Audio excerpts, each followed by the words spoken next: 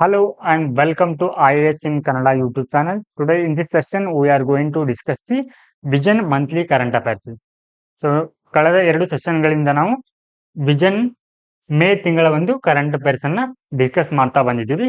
So previous 2 ಸೆಷನ್ಗಳಲ್ಲಿ ನಾವು polity and govern ಬಗ್ಗೆ discuss ಮಾಡಿದ್ದೀವಿ. ಹಾಗೆ ಇಂಟರ್ನ್ಯಾಷನಲ್ ಅಂದ್ರೆ ಅಂತಾರಾಷ್ಟ್ರೀಯ ಸಂಬಂಧಗಳ ಕುರಿತು ಕೂಡ ಡಿಸ್ಕಸ್ ಮಾಡಿದ್ದೀವಿ. ಸೊ ಈ ಒಂದು ಸೆಷನ್ ಅಲ್ಲಿ ನಮಗೆ ಸೆಕ್ಯೂರಿಟಿ, ಇಂಟರ್ನಲ್ ಸೆಕ್ಯೂರಿಟಿ ಅಂದ್ರೆ ಆಂತರಿಕ ಭದ್ರತೆಯ ಕುರಿತು ಇವತ್ತಿನ ಸೆಷನ್ ಅಲ್ಲಿ ಡಿಸ್ಕಸ್ ಮಾಡಲಿದ್ದೀವಿ. ಸೊ ಈ ಇಂಟರ್ನಲ್ ಸೆಕ್ಯೂರಿಟಿ ಅನ್ನೋದು ನಮಗೆ GS3 ನಲ್ಲಿ ಬರುತ್ತೆ, ಜನರಲ್ ಸ್ಟಡೀಸ್ ಪೇಪರ್ 3 ನಲ್ಲಿ ಬರುತ್ತೆ. ಸೊ ಇದು ನಮಗೆ ಮೇನ್ಸ್ ನಲ್ಲಿ ಈ ಒಂದು ಟಾಪಿಕ್ ಮೇಲೆ ಹೆಚ್ಚಿನ ಒಂದು ಕ್ವಶನ್ ಕೇಳ್ತಾರೆ. ನೀವು GS3 ಪೇಪರ್ನ ಸಿಲೆಬಸ್ ಅನ್ನು ನೋಡಿದ್ರೆ here we have this topic internal security. So ಇದರಲ್ಲಿ ನಮಗೆ ಅಭಿವೃದ್ಧಿ ಹಾಗೂ ಹೆಚ್ಚುತ್ತಿರುವ ಒಂದು ಉಗ್ರಗಾಮಿತ್ವ ತೀವ್ರವಾದ ನಡುವಿನ ಸಂಬಂಧವನ್ನು ಸ್ಟಡಿ ಮಾಡ್ತೀವಿ. ಹಾಗೆ ಆಂತರಿಕ ಭದ್ರತೆ ಕುರಿತಾದಂತಹ ವಿದೇಶಿ ಶಕ್ತಿಗಳಾಗಿರಬಹುದು, ಹಾಗೆ ನಾನ್ ಸ್ಟೇಟ್ ಆಕ್ಟರ್ಸ್ ಅಂತ ಕರಿತೀವಿ, ಅಂದ್ರೆ ವಿಧ್ವಂಸಕ ಶಕ್ತಿಗಳ ಒಂದು ಪಾತ್ರದ ಕುರಿತು ಕೂಡ ಇಲ್ಲಿ ಸ್ಟಡಿ ಮಾಡ್ತೀವಿ. ಹಾಗೆ ಸಂವಹನ ಸಾಮಾಜಿಕ ಜಾಲತಾಣಗಳಿಂದ ಆಂತರಿಕ ಭದ್ರತೆಗೆ ಯಾವ ರೀತಿ ಒಂದು ಅಂದ್ರೆ ಅಪಾಯ ಉಂಟಾಗ್ತಾ ಇದೆ ಅನ್ನೋದನ್ನು ಕೂಡ ನಾವು ಇಲ್ಲಿ ಸ್ಟಡಿ ಮಾಡ್ತೀವಿ. ಹಾಗೆ ಇನ್ನು ಬಾರ್ಡರಿಂಗ್ ಒಂದು ಸಮಸ್ಯೆ ಕುರಿತು, ಓಕೆ, ಅಂದ್ರೆ ಗಡಿ ಭದ್ರತೆ ಕುರಿತಾದಂತಹ ಒಂದು ಸಮಸ್ಯೆಗಳನ್ನು ಕೂಡ ಇಲ್ಲಿ ಡಿಸ್ಕಸ್ ಮಾಡ್ತೀವಿ. ಹಾಗೆ ವಿವಿಧ ಭದ್ರತಾ ಪಡೆಗಳಾದಂತಹ ಹಾಗೆ ಸಂಸ್ಥೆಗಳು ಹಾಗೂ ಅವುಗಳ ಆದೇಶಗಳನ್ನು ಕೂಡ ಇಲ್ಲಿ ನಾವು ಸ್ಟಡಿ ಮಾಡ್ತೀವಿ. Now let us see the topics. So here Pokhran 1 ಬಗ್ಗೆ ಕೊಟ್ಟಿದ್ದಾರೆ. ಸೊ ಈ ಒಂದು ಟಾಪಿಕ್ ಏಕೆ ಸುದ್ದಿಯಲ್ಲಿದೆ ಅಂತಂದ್ರೆ, ಸೊ ಈ ಒಂದು ಪೋಖ್ರಾನ್ ಅಂದ್ರೆ ಅಣ್ವಸ್ತ್ರ ಪರೀಕ್ಷೆಯನ್ನ ಮಾಡಿ 50 ವರ್ಷಗಳು ತುಂಬಿದೆ. ಸೊ ಮೇ 18ಕ್ಕೆ 50 ವರ್ಷಗಳಾಗ, ಅಂದ್ರೆ ಮೇ 18, 1974 ಅಲ್ಲಿ ಸೊ ಈ ಒಂದು ಅಣ್ವಸ್ತ್ರ ಪರೀಕ್ಷೆಯನ್ನ ಮಾಡಲಾಗಿತ್ತು. ಸೊ ಅದು ಈ ವರ್ಷದ ಅಂದ್ರೆ 2024 18th ಮೇಗೆ ಏನಾಗುತ್ತೆ, ಸರಿಯಾಗಿ 50 ವರ್ಷವನ್ನ ಪೂರೈಸುತ್ತೆ. ಸೊ ಹೀಗಾಗಿ ಈ ಒಂದು ಟಾಪಿಕ್ ಸುದ್ದಿಯಲ್ಲಿದೆ. ಸೊ ಈ ಒಂದು ಪೋಖ್ರಾನ್ 1 ಅನ್ನೋದು ಭಾರತದ ಮೊದಲ ಒಂದು ಅಣ್ವಸ್ತ್ರ ಪರೀಕ್ಷೆ ಆಗಿತ್ತು, nuclear test Pokhran 1. Okay, so ಈ ಪೋಖ್ರಾನ್ ಅನ್ನೋದು ರಾಜಸ್ಥಾನದ ಒಂದು ಮರುಭೂಮಿ ಪ್ರದೇಶವಾಗಿದೆ. ಓಕೆ, ಸೊ ಇದಕ್ಕೆ ಸ್ಮೈಲಿಂಗ್ ಬುದ್ಧ ಅಂತಾನು ಕೂಡ ಕರೀತಾರೆ. ಸೊ ಇದರ ಬಗ್ಗೆ ಇನ್ನಷ್ಟು ಡೀಟೇಲ್ ನೋಡೋದಾದ್ರೆ, Operation Smiling Buddha or Pokhran 1 ಇದು ಭಾರತದ ಮೊದಲ ಒಂದು ಅಣ್ವಸ್ತ್ರ ಒಂದು ಪರೀಕ್ಷೆ ಆಗಿತ್ತು. ಸೊ ಇದನ್ನ ಯಾವ ಉದ್ದೇಶಕ್ಕಾಗಿ ಮಾಡಲಾಗಿತ್ತು ಅಂತಂದ್ರೆ, ಇದನ್ನ ಒಂದು ಶಾಂತಿಯುತ ಬಳಕೆಗಾಗಿ. ಸೊ ಇದನ್ನ ಮಿಲಿಟರಿ ಪರ್ಪೋಸ್ ಆಗಿ ಬಳಸೋ ಹಾಗಿಲ್ಲ, ಅಂದ್ರೆ ಒಂದು ಮಿಲಿಟರಿ ಪರ್ಪೋಸ್ ಆಗಿ ಇದನ್ನ ಬಳಸಲಿಕ್ಕೆ ಈ ಒಂದು ಪರೀಕ್ಷೆಯನ್ನ ನಡೆಸಲಾಗಿತ್ತು. ನೆಕ್ಸ್ಟ್ ಇಲ್ಲಿ ಇದು UNSC ಅಂದ್ರೆ ಯುನೈಟೆಡ್ ನೇಷನ್ ಸೆಕ್ಯೂರಿಟಿ ಕೌನ್ಸಿಲ್ ನಲ್ಲಿ 5 ಪರ್ಮನೆಂಟ್ ಒಂದು ದೇಶಗಳು ಬರುತ್ತೆ, P5 ಅಂತ ಕರಿತೀವಿ, ಪರ್ಮನೆಂಟ್ ಮೆಂಬರ್. ಸೊ ಈ 1974 ಒಂದು ಆಚೆಗೆ ಅಥವಾ ಅದರ ಹಿಂದೆ ಈ 5 ದೇಶಗಳು ಏನ್ ಮಾಡಿದ್ವು ಅಂತಂದ್ರೆ ಅಣ್ವಸ್ತ್ರ ಪರೀಕ್ಷೆಯನ್ನ ಮಾಡಿದ್ದವು. ಬಟ್ ಇಲ್ಲಿ ಈ ಒಂದು ದೇಶಗಳನ್ನ ಹೊರತುಪಡಿಸಿ, ಓಕೆ, P5 ಕಂಟ್ರಿಗಳನ್ನ ಹೊರತುಪಡಿಸಿ ಅಣ್ವಸ್ತ್ರ ಪರೀಕ್ಷೆಯನ್ನ ಮಾಡಿದಂತ ಮೊದಲ ದೇಶ ಯಾವ್ದಾಗಿದೆ ಅಂದ್ರೆ ಭಾರತ ಆಗಿದೆ, ಇಂಡಿಯಾ. ಸೊ ಇನ್ನು ಈ ಆಪರೇಷನ್ ಸ್ಮೈಲಿಂಗ್ ಬುದ್ಧ ಬಗ್ಗೆ ನೋಡೋದಾದ್ರೆ, ಸೊ ಈ ಒಂದು ಪೋಖ್ರಾನ್ ಅಥವಾ ಏನಂತ ಕರಿತೀವಿ, ಆಪರೇಷನ್ ಸ್ಮೈಲಿಂಗ್ ಬುದ್ಧ ಅಂತ ಕರಿತೀವಿ ಅಲ್ವಾ. ಸೊ ಈ ಒಂದು ಪ್ರದೇಶ ಅಂದ್ರೆ ಪೋಖ್ರಾನ್ ಎಲ್ಲಿ ಬರುತ್ತೆ ಅಂತಂದ್ರೆ, ಸೊ ಈ ರಾಜಸ್ಥಾನದಲ್ಲಿ ಬರುತ್ತೆ. ಸೊ ಈ ಒಂದು ಪ್ರದೇಶದಲ್ಲಿ ಏನ್ ಮಾಡ್ತಾರೆ, ಅಣ್ವಸ್ತ್ರ ಪರೀಕ್ಷೆಯನ್ನ ಮಾಡಲಾಗತ್ತೆ.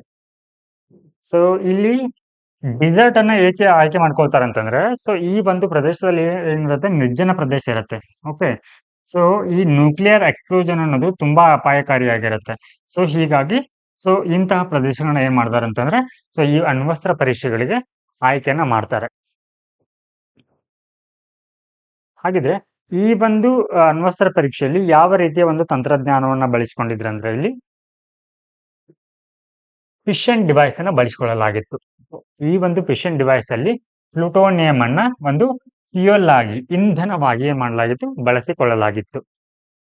ಎಸ್, ಸೊ ಹಿಯರ್ ಇದರ ಒಂದು ಮಹತ್ವ ಏನಾಗಿತ್ತು ಅಂತಂದ್ರೆ, ಸೊ ಸೊ ಇದು ಅಣ್ವಸ್ತ್ರ ಪರೀಕ್ಷೆನ ಮಾಡಿದ ನಂತರ ಏನಾಯ್ತು ಅಂತಂದ್ರೆ ಭಾರತದ ಭದ್ರತೆ ಏನಾಗತ್ತೆ, ಸೊ ಭದ್ರತೆಗೆ ಒಂದು ಅಡಿಪಾಯವನ್ನ ಸಿಗತ್ತೆ.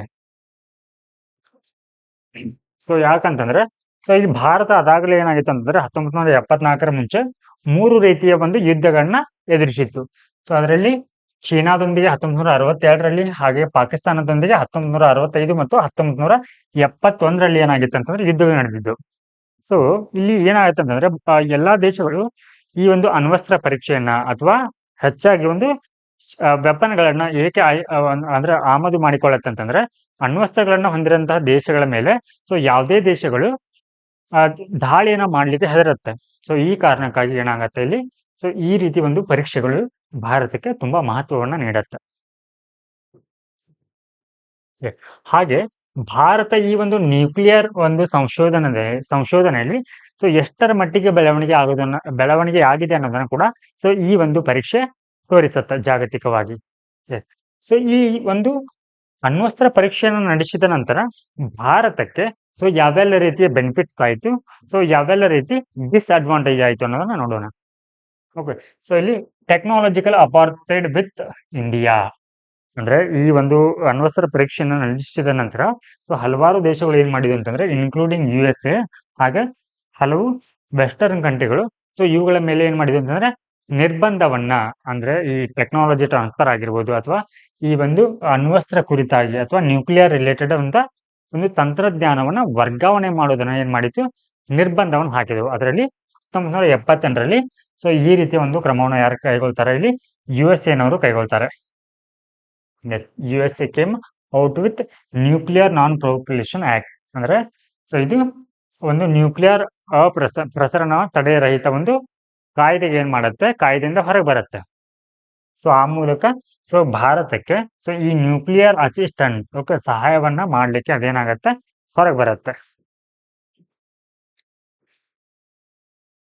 ಹಾಗೆ ಈ ಒಂದು 1991ರಲ್ಲಿ ಏನಾಗಿತ್ತು ಅಂದ್ರೆ ಭಾರತ ಅದಾಗಲೇ ಸೊ ಇಲ್ಲಿ ಸ್ಟ್ರಾಟಜಿಕ್ ಸೆಕ್ಟರ್ ಅಂದ್ರೆ ಅಣ್ವಸ್ತ್ರಗಳನ್ನ ಏನ್ ಮಾಡ್ತಾ ಇತ್ತು, ಬಿಲ್ಡ್ ಅನ್ನ ಮಾಡ್ತಾ ಇತ್ತು. ಸೊ ಈ ಒಂದು ಸಂದರ್ಭದಲ್ಲಿ ಸ್ಯಾನ್ಕ್ಷನ್ ಅಥವಾ ನಿರ್ಬಂಧವನ್ನ ಹಾಕಿರೋದ್ರಿಂದ ಏನಾಗತ್ತೆ, ಸೊ ಈ ಒಂದು ಸ್ಟ್ರಾಟಜಿಕ್ ಸೆಕ್ಟರ್ ಏನಾಗತ್ತೆ ಅಲ್ಲಿ ದುರ್ಬಲವಾಗತ್ತೆ. ನೆಕ್ಸ್ಟ್ ಇಲ್ಲಿ India space programme separate in 1991 USA had force Russia. ಯಾಕಂತಂದ್ರೆ ಸೊ ಈ ಒಂದು ನ್ಯೂಕ್ಲಿಯರ್ ಪ್ರೋಗ್ರಾಮ್ ಮಾಡುವ ಸಂದರ್ಭದಲ್ಲಿ ಈ ರಷ್ಯಾದಿಂದ ಏನ್ ಮಾಡ್ತಾ ಇತ್ತು ಅಂತಂದ್ರೆ ಇದು ಕ್ರಯೋಜೆನಿಕ್ ಎಂಜಿನ್ ಅನ್ನ ಏನ್ ಮಾಡ್ಕೊಳ್ತಾ ಇತ್ತು, ಇಂಪೋರ್ಟ್ ಅನ್ನ ಮಾಡ್ಕೊಳ್ತಾ ಇತ್ತು. ಅಂದ್ರೆ ಇಸ್ರೋ ಇಂಪೋರ್ಟ್ ಅನ್ನ ಮಾಡ್ಕೊಳ್ತಾ ಇತ್ತು. ಸೊ ಇದರ ಮೇಲೆ ರಷ್ಯಾಗೆ ಏನ್ ಮಾಡ್ತಿತ್ತು ಅಂದ್ರೆ ಅಮೆರಿಕ ಈ ಒಂದು ತಂತ್ರಜ್ಞಾನ ಅಥವಾ ಟೆಕ್ನಾಲಜಿಯನ್ನ ಭಾರತಕ್ಕೆ ವರ್ಗಾವಣೆ ಮಾಡಬಾರ್ದು ಅಂತ ಹೇಳಿ ಏನ್ ಮಾಡುತ್ತೆ, ಸೊ ಇಲ್ಲಿ ನಿರ್ಬಂಧವನ್ನ ಹಾಕತ್ತೆ.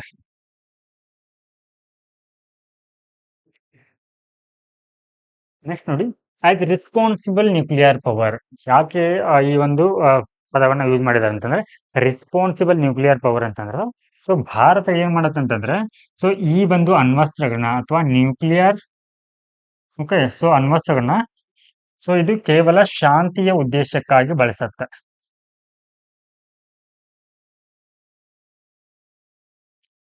ಹಾಗೆ ಸೊ ಇಲ್ಲಿ ನೆಕ್ಸ್ಟ್ 1991ರಲ್ಲಿ ಸೊ ಪೋಖ್ರಾನ್ ಟೆಸ್ಟ್ ಕೂಡ ನಡೆಯುತ್ತೆ, ಅಂದ್ರೆ ಸೆಕೆಂಡ್ ಟೆಸ್ಟ್ ಕೂಡ ನಡೆಯುತ್ತೆ.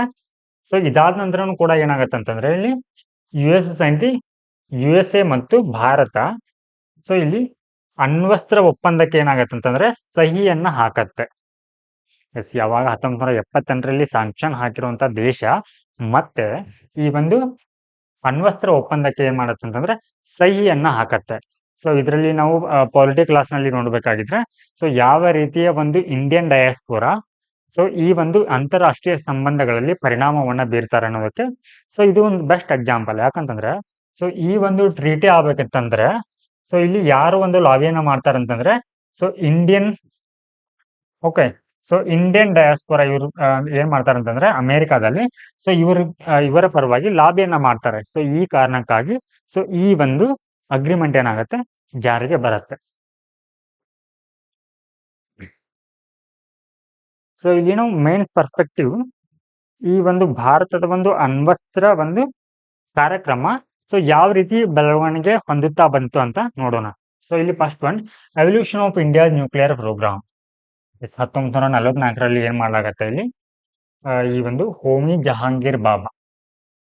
ಸೊ ಇವ್ರು ಏನ್ ಮಾಡ್ತಾರೆ ಅಂತಂದ್ರೆ Tata institute fundamental research centre ಅನ್ನ ಅದಕ್ಕೆ ಅಡಿಪಾಯವನ್ನು ಹಾಕ್ತಾರೆ. ಸೊ ಇದು ನ್ಯೂಕ್ಲಿಯರ್ ಯೋಜನೆಗಾಗಿದೆ. ಹಾಗೆ 1977ರಲ್ಲಿ ಬಾಬಾ ಅಟೋಮಿಕ್ ರಿಸರ್ಚ್ ಸೆಂಟರ್ ಅನ್ನ ಸ್ಥಾಪನೆ ಮಾಡಲಾಗತ್ತೆ. ಹಾಗೆ 1974ರಲ್ಲಿ ಪೋಖ್ರಾನ್-1, ಓಕೆ, ಸೊ ಇವಾಗ ನೋಡಿದ ಒಂದು ಆಪರೇಷನ್ ಸ್ಮೈಲಿಂಗ್ ಬುದ್ಧ ಕಾರ್ಯಾಚರಣೆಯನ್ನು ಕೂಡ ಅಥವಾ ಪರೀಕ್ಷೆಯನ್ನ ಮಾಡ್ತಾರೆ.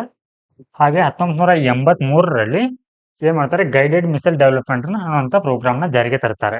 ಸೊ ಇದು ಕೂಡ ಅಣ್ವಸ್ತ್ರ ಒಂದು ನ್ಯೂಕ್ಲಿಯರ್ ಒಂದು ರಿಲೇಟೆಡ್ ಆಗಿರುವಂತ ಪ್ರೋಗ್ರಾಮ್ ಆಗಿದೆ. ಹಾಗೆ 1998ರಲ್ಲಿ ಪೋಖ್ರಾನ್-2 ಅನ್ನುವಂತ ಮತ್ತೊಂದು ಅಣ್ವಸ್ತ್ರ ಪರೀಕ್ಷೆಯನ್ನ ಕೈಗೊಳ್ತಾರೆ. ಸೊ ಇದಕ್ಕೆ ಏನಂತಂದ್ರೆ ಹೆಸರು ಆಪರೇಷನ್ ಶಕ್ತಿ ಅಂತಾರೆ.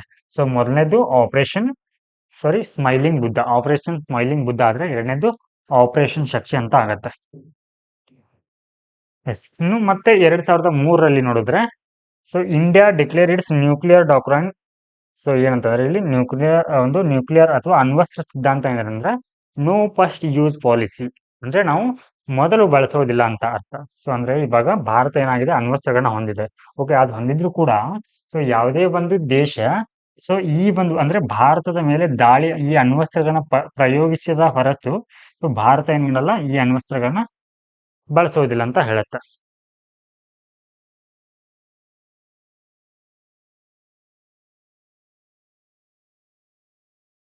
ಸೊ ಈ ಒಂದು ಅಂದ್ರೆ ಕನ್ಕ್ಲೂಷನ್ ಅಲ್ಲಿ ನಾವ್ ಏನ್ ಹೇಳ್ಬೋದು ಅಂತಂದ್ರೆ, ಸೊ ಈ ರೀತಿಯ ಒಂದು ಪರೀಕ್ಷೆ ಏನಾಗುತ್ತೆ, ಒಂದು ಪರೀಕ್ಷೆ ಭಾರತಕ್ಕೆ ಒಂದು ಇತಿಹಾಸದಲ್ಲಿ ಒಂದು ಮಹತ್ವದ ಮೈಲಿಗಲ್ಲನ್ನ ಸ್ಥಾಪಿಸುತ್ತೆ. ಯಾಕಂತಂದ್ರೆ ಸೊ ಈ ಅಣ್ವಸ್ತ್ರಗಳನ್ನ ಹೊಂದಿರುವಂತ ರಾಷ್ಟ್ರಗಳ ಮೇಲೆ ಒಂದು ನೆರೆಹೊರೆಯ ದೇಶಗಳಾಗಿರೋ ಅಥವಾ ವೆಸ್ಟರ್ನ್ ಕಂಟ್ರಿಗಳು ಏನ್ ಮಾಡುತ್ತೆ, ದಾಳಿಯನ್ನ ಮಾಡ್ಲಿಕ್ಕೆ ಏನಾಗುತ್ತೆ, ಹೆದರತ್ತೆ. ಓಕೆ, ಸೊ ಹೀಗಾಗಿ ಸೊ ಇದು ಇಂಪಾರ್ಟೆಂಟ್ ಆಗುತ್ತೆ. ಹಾಗೆ ರೆಸ್ಪಾನ್ಸಿಬಲ್ ನ್ಯೂಕ್ಲಿಯರ್ ಪವರ್, ಯಾಕಂತಂದ್ರೆ ಅದು ಕೇವಲ ಶಾಂತಿಯ ಉದ್ದೇಶಕ್ಕಾಗಿ ಓಕೆ ಮಾತ್ರ ಈ ಒಂದು ನ್ಯೂಕ್ಲಿಯರ್ ಒಂದು ಟೆಸ್ಟ್ ಓಕೆ ಅಣ್ವಸ್ತ್ರಗಳನ್ನ ಬಳಸತ್ತೆ. ಓಕೆ, ಅಂದ್ರೆ ಅದು ಯಾವುದೇ ಒಂದು ದೇಶಗಳ ಮೇಲೆ ದಾಳಿಯನ್ನ ಮಾಡ್ಲಿಕ್ಕೆ ಅದನ್ನ ಬಳಸೋದಿಲ್ಲ, ಬದಲಿಗೆ ಸೊ ಅದು ಆ ಒಂದು ದೇಶದ ನಾಗರಿಕರ ಓಕೆ ಅಂದ್ರೆ ಆ ದೇಶದ ಒಂದು ನಾಗರಿಕ ಮೇಲೆ ಏನಾದ್ರೂ ಬೇರೆಯವರು ದಾಳಿ ಮಾಡಿದ್ರೆ ಮಾತ್ರ ಸೊ ಇದನ್ನ ಆ ಭಾರತ ಏನ್ ಮಾಡುತ್ತೆ, ಆ ದೇಶಗಳ ವಿರುದ್ಧ ಪ್ರಯೋಗ ಮಾಡುತ್ತೆ.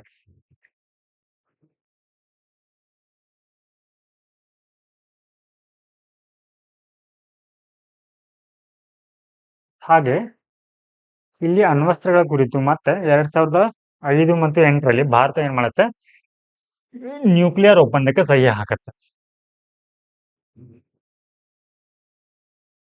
ನಾವು let us see the next topic, technology absorption in defence. ಏನಿದು ಟೆಕ್ನಾಲಜಿ ಅಬ್ಸಾರ್ಪ್ಷನ್ ಇನ್ ಡಿಫೆನ್ಸ್ ಅಂತಂದ್ರೆ, ಸೊ ಈ ಒಂದು ಡಿಫೆನ್ಸ್ ಅಲ್ಲಿ ಅಥವಾ ರಕ್ಷಣಾ ವಲಯದಲ್ಲಿ ತಂತ್ರಜ್ಞಾನವನ್ನು ಅಳವಡಿಸಿಕೊಳ್ಳೋದು.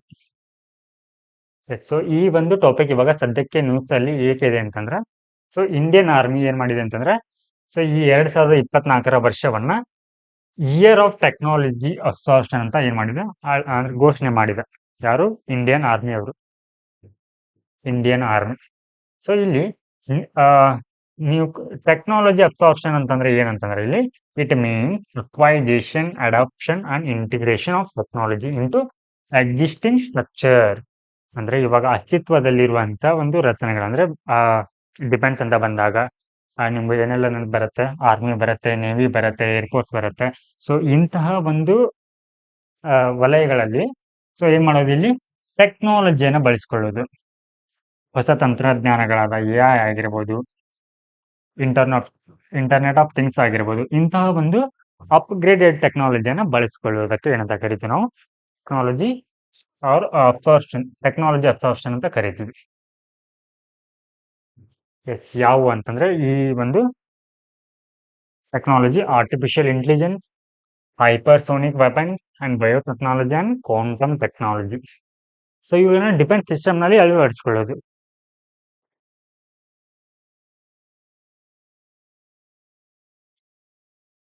ಹಾಗಿದ್ರೆ ಈ ಒಂದು ಟೆಕ್ನಾಲಜಿಯನ್ನ ಡಿಫೆನ್ಸ್ ನಲ್ಲಿ ಸೊ ಎಲ್ಲೆಲ್ಲಿ ಬಳಸ್ತಾರೆ ಅಂತಂದ್ರೆ, ಸೊ ಇದನ್ನ ಇಲ್ಲಿ ಟೆಕ್ನಾಲಜಿ ಕೊಟ್ಟಿದ್ದಾರೆ. ಆ ಒಂದು ಟೆಕ್ನಾಲಜಿ ಡಿಫೆನ್ಸ್‌ನಲ್ಲಿ ಯಾವ ರೀತಿ ಅನ್ವಯವಾಗುತ್ತೆ ಅಂತ ಕೊಟ್ಟಿದ್ದಾರೆ. ಸೊ ಇಲ್ಲಿ first one robots and drones ಅಂತ ಬರುತ್ತೆ. ಸೊ ಇವುಗಳನ್ನ ಎದಕ್ಕೆ ಬಳಸ್ತೀವಿ ನಾವು? ಡೇಂಜರಸ್ ಟಾಸ್ಕ್‌ನಲ್ಲಿ. Okay. Like strikes or repetitive ಟಾಸ್ಕ್‌ನಲ್ಲಿ. ಓಕೆ. ಮಾನವರು ಮಾಡಲಿಕ್ಕೆ ಸಾಧ್ಯವಾಗದಂತಹ ಪುನರಾವರ್ತನೆ ಆಗುವಂತಹ ಒಂದು ಕೆಲಸಗಳ ಮೇಲೆ, ಹಾಗೆ ಒಂದು ಅಪಾಯಕಾರಿಯಾದಂತಹ ದಾಳಿಗಳ ಸಂದರ್ಭಗಳಲ್ಲಿ ಸೊ ಈ ರೋಬೋಟ್ ಮತ್ತು ಈ ಡ್ರೋನ್‌ಗಳನ್ನ ಬಳಕೆ ಮಾಡಲಾಗತ್ತೆ. ಹಾಗೆ ಇನ್ನು ಬ್ಲಾಕ್ ಚೈನ್ ಕ್ಲೌಡ್ ಕಂಪ್ಯೂಟರ್‌ನ ಸೊ ಈ ಒಂದು ತಂತ್ರಜ್ಞಾನವನ್ನು ಎಲ್ಲಿ ಬಳಸ್ತಾರೆ ಅಂತಂದ್ರೆ ಸಂಪರ್ಕದಲ್ಲಿ, ಅಂದ್ರೆ ಕಮ್ಯುನಿಕೇಶನ್ ಆಗಿರ್ಬೋದು, ಡೇಟಾ ವರ್ಗಾವಣೆಯಲ್ಲಿ, ಅಂದ್ರೆ ಅವುಗಳನ್ನ ಸೇಫ್ ಆಗಿ ಟ್ರಾನ್ಸ್ಫರ್ ಮಾಡ್ಲಿಕ್ಕೆ ಸೊ ಈ ಒಂದು ಟೆಕ್ನಾಲಜಿನ ಬಳಸಲಾಗತ್ತೆ. ಹಾಗೆ AI and big data analytics. So ಇದನ್ನ ಎದಕ್ಕೆ ಬಳಸ್ತಾರೆ ಅಂತಂದ್ರೆ ಸೊ ಇದನ್ನ surveillance, reconnaissance and strengthening situational awareness, ಅಂದ್ರೆ ಸೊ ಈ ಒಂದು ತಂತ್ರಜ್ಞಾನವನ್ನ ಕಣ್ಗಾವಲಿಗೆ, ಓಕೆ, ಸೊ ವಿರೋಧಿ ದೇಶಗಳ ಅಥವಾ ಸೊ ಭದ್ರತೆಗೆ ಸಂಬಂಧಪಟ್ಟಂತ ವಿಷಯಗಳಲ್ಲಿ ಸೊ ಗೂಢಚಾರಿಕೆ ಅಂದ್ರೆ ಕಣ್ಗಾವಲನ್ನ ವಹಿಸಲಿಕ್ಕೆ ಈ ಟೆಕ್ನಾಲಜಿನ ಬಳಸಲಾಗತ್ತೆ. ಹಾಗೆ ನ್ಯಾನೋ ಟೆಕ್ನಾಲಜಿ ಅಂತ ಬರುತ್ತೆ. ಸೊ ಈ ನ್ಯಾನೋ ಟೆಕ್ನಾಲಜಿನ ಎಲ್ಲಿ ಬಳಸ್ತಾರೆ ಅಂತಂದ್ರೆ ಸೆಲ್ಫ್ ಶೀಲಿಂಗ್ ಅಂಡ್ ಅಡಾಪ್ಟಿವ್ ಒಂದು ಟೆಕ್ನಾಲಜಿಯಲ್ಲಿ ಏನ್ ಮಾಡ್ತಾರೆ? ಸೊ ಇದನ್ನ ಈ ಒಂದು ನ್ಯಾನೋ ಟೆಕ್ನಾಲಜಿನ ಬಳಸ್ತಾರೆ.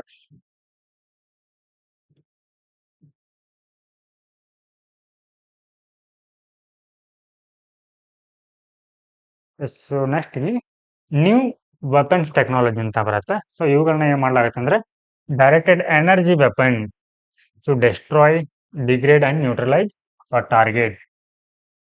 ಅಂದ್ರೆ ಡಿಫೆನ್ಸ್ ನಲ್ಲಿ ನೀವು ಯಾವ್ದಾದ್ರು ದೇಶ ನಿಮ್ಗೆ ಇಲ್ಲಿ ಏರಿಯಲ್ ಸ್ಟ್ರೈಕ್ ಅನ್ನ ಮಾಡ್ತಾ ಇದ್ರೆ, ಅಂದ್ರೆ ವೈಮಾನಿಕ ದಾಳಿಯನ್ನ ಮಾಡ್ತಾ ಇದ್ರೆ, ಸೊ ಅವುಗಳನ್ನ ಏನ್ ಮಾಡ್ಲಿಕ್ಕೆ ಇಲ್ಲಿ ಹೊಡೆದುರುಳಿಸಲಿಕ್ಕೆ ಅಥವಾ ಅವುಗಳನ್ನ ಸ್ಟಾಪ್ ಮಾಡ್ಲಿಕ್ಕೆ ಸೊ ಈ ಒಂದು ಟೆಕ್ನಾಲಜಿನ ಬಳಸಲಾಗತ್ತೆ. ಹಾಗಿದ್ರೆ ಈ ಡಿಫೆನ್ಸ್ ಸಿಸ್ಟಮ್ ಅಲ್ಲಿ ಸೊ ಈ ಒಂದು ತಂತ್ರಜ್ಞಾನ ಅಳವಡಿಕೆಯ ಒಂದು ಅಗತ್ಯತೆ ಏನಿದೆ ಅನ್ನೋದನ್ನ ನೋಡೋಣ. Need of technology absorption in defence, emergence of hybrid warfare. So here hybrid warfare and conventional warfare ಅಂತ ಬರುತ್ತೆ. ಏನಿದು ಹೈಬ್ರಿಡ್ ಅಂಡ್ ಕನ್ವೆನ್ಷನಲ್ ವಾರ್ಫೇರ್ ಅಂತಂದ್ರೆ conventional here hybrid warfare. So conventional warfare ಅಂತಂದ್ರೆ ಸಾಂಪ್ರದಾಯಿಕ ಯುದ್ಧ. ಸಾಂಪ್ರದಾಯಿಕ ಯುದ್ಧ ಅಂತಂದ್ರೆ ಏನ್ ಮಾಡ್ತೀರಾ? ಅಲ್ಲಿ ವಿರೋಧಿ ದೇಶಗಳು ಏನ್ ಮಾಡುತ್ತೆ? ಯುದ್ಧ ಭೂಮಿಯಲ್ಲಿ ಪರಸ್ಪರ ಏನಾಗತ್ತೆ?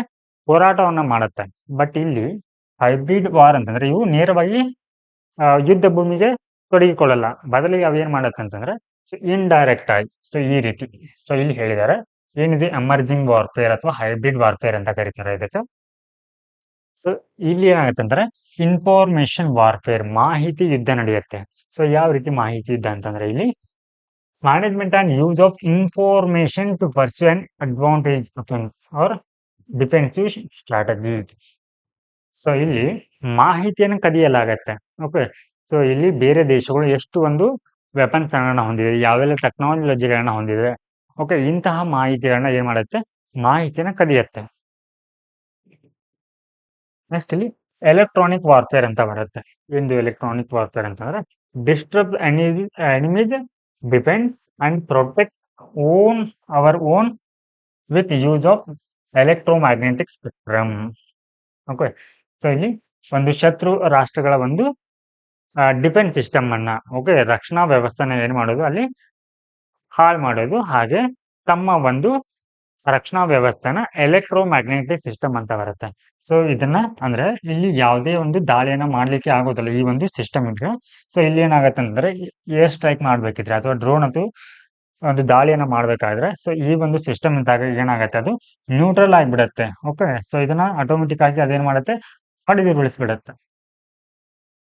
ನೆಕ್ಸ್ಟ್ ಇಲ್ಲಿ ವೆಪನೈಸೇಷನ್ ಆಫ್ ಸ್ಪೇಸ್ ಅಂತ ಬರುತ್ತೆ. ಏನಂತಂದ್ರೆ ಬಾಹ್ಯಾಕಾಶದಲ್ಲಿ ಕೂಡ ಇವಾಗ ಇತ್ತೀಚೆಗೆ ಏನಾಗ್ತಾ ಇದೆ ಅಂತಂದ್ರೆ ಉಪಗ್ರಹಗಳನ್ನ ಉಡಾವಣೆ ಮಾಡುವಂತಹ ದೇಶಗಳ ವಿರುದ್ಧ ಏನ್ ಮಾಡ್ತಾ ಇದೆ? ಇಲ್ಲಿ ಆ ಒಂದು ಉಪಗ್ರಹಗಳನ್ನ ಹೊಡೆದುರುಳಿಸಲಿಕ್ಕೆ ಸೊ ಇಲ್ಲಿ ಏನ್ ಮಾಡ್ತಾ ಇದೆ? ಮತ್ತೆ ಅಂದ್ರೆ ಆಂಟಿ ಸ್ಯಾಟಲೈಟ್ ಒಂದು ಡ್ರೋನ್ಗಳನ್ನ ಅಥವಾ ಸ್ಯಾಟಲೈಟ್ ಗಳನ್ನ ಏನ್ ಮಾಡ್ಲಾಗ್ತಾ ಇದೆ? ಲಾಂಚ್ ಮಾಡ್ತಾ ಇದೆ. ಅಂದ್ರೆ ಬಾಹ್ಯಾಕಾಶದಲ್ಲಿ ಏನ್ ಮಾಡೋದು?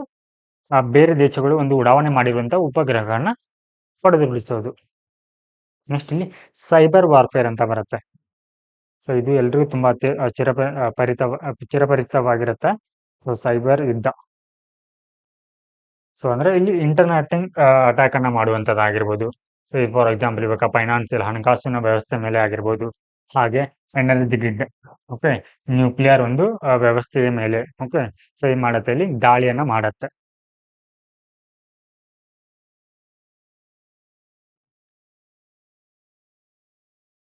ಸೊ ಇದರ ಒಂದು ಮಹತ್ವ ಏನಂತಂದ್ರೆ ಇದು ಮೇಂಟೆನೆನ್ಸ್ ರೀಜನಲ್ ಸೆಕ್ಯೂರಿಟಿ. ಓಕೆ,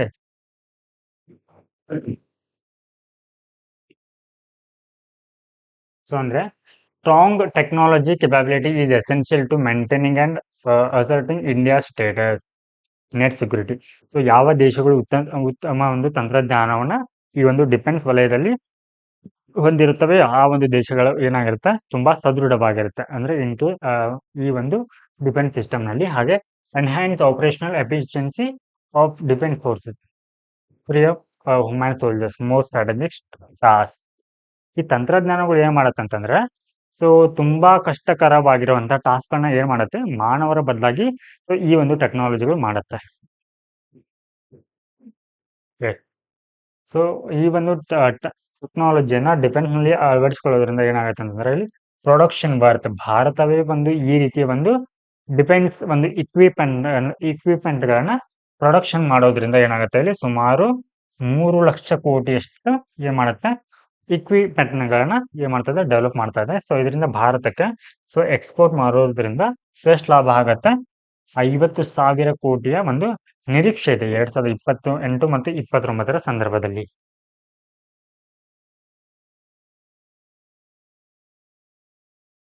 ಹಾಗಿದ್ರೆ ಈ ಒಂದು ಡಿಫೆನ್ಸ್ ನಲ್ಲಿ ಈ ಟೆಕ್ನಾಲಜಿಯನ್ನ ಅಳವಡಿಸಿಕೊಳ್ಳುವಲ್ಲಿ ಯಾವೆಲ್ಲ ರೀತಿಯ ಒಂದು ಸವಾಲುಗಳನ್ನ ಎದುರಿಸ್ತಾ ಇದೀವಿ ಅನ್ನೋದನ್ನ ನೋಡೋಣ. Challenges related to technology adoption in defence ಅಂತ ಇದೆ.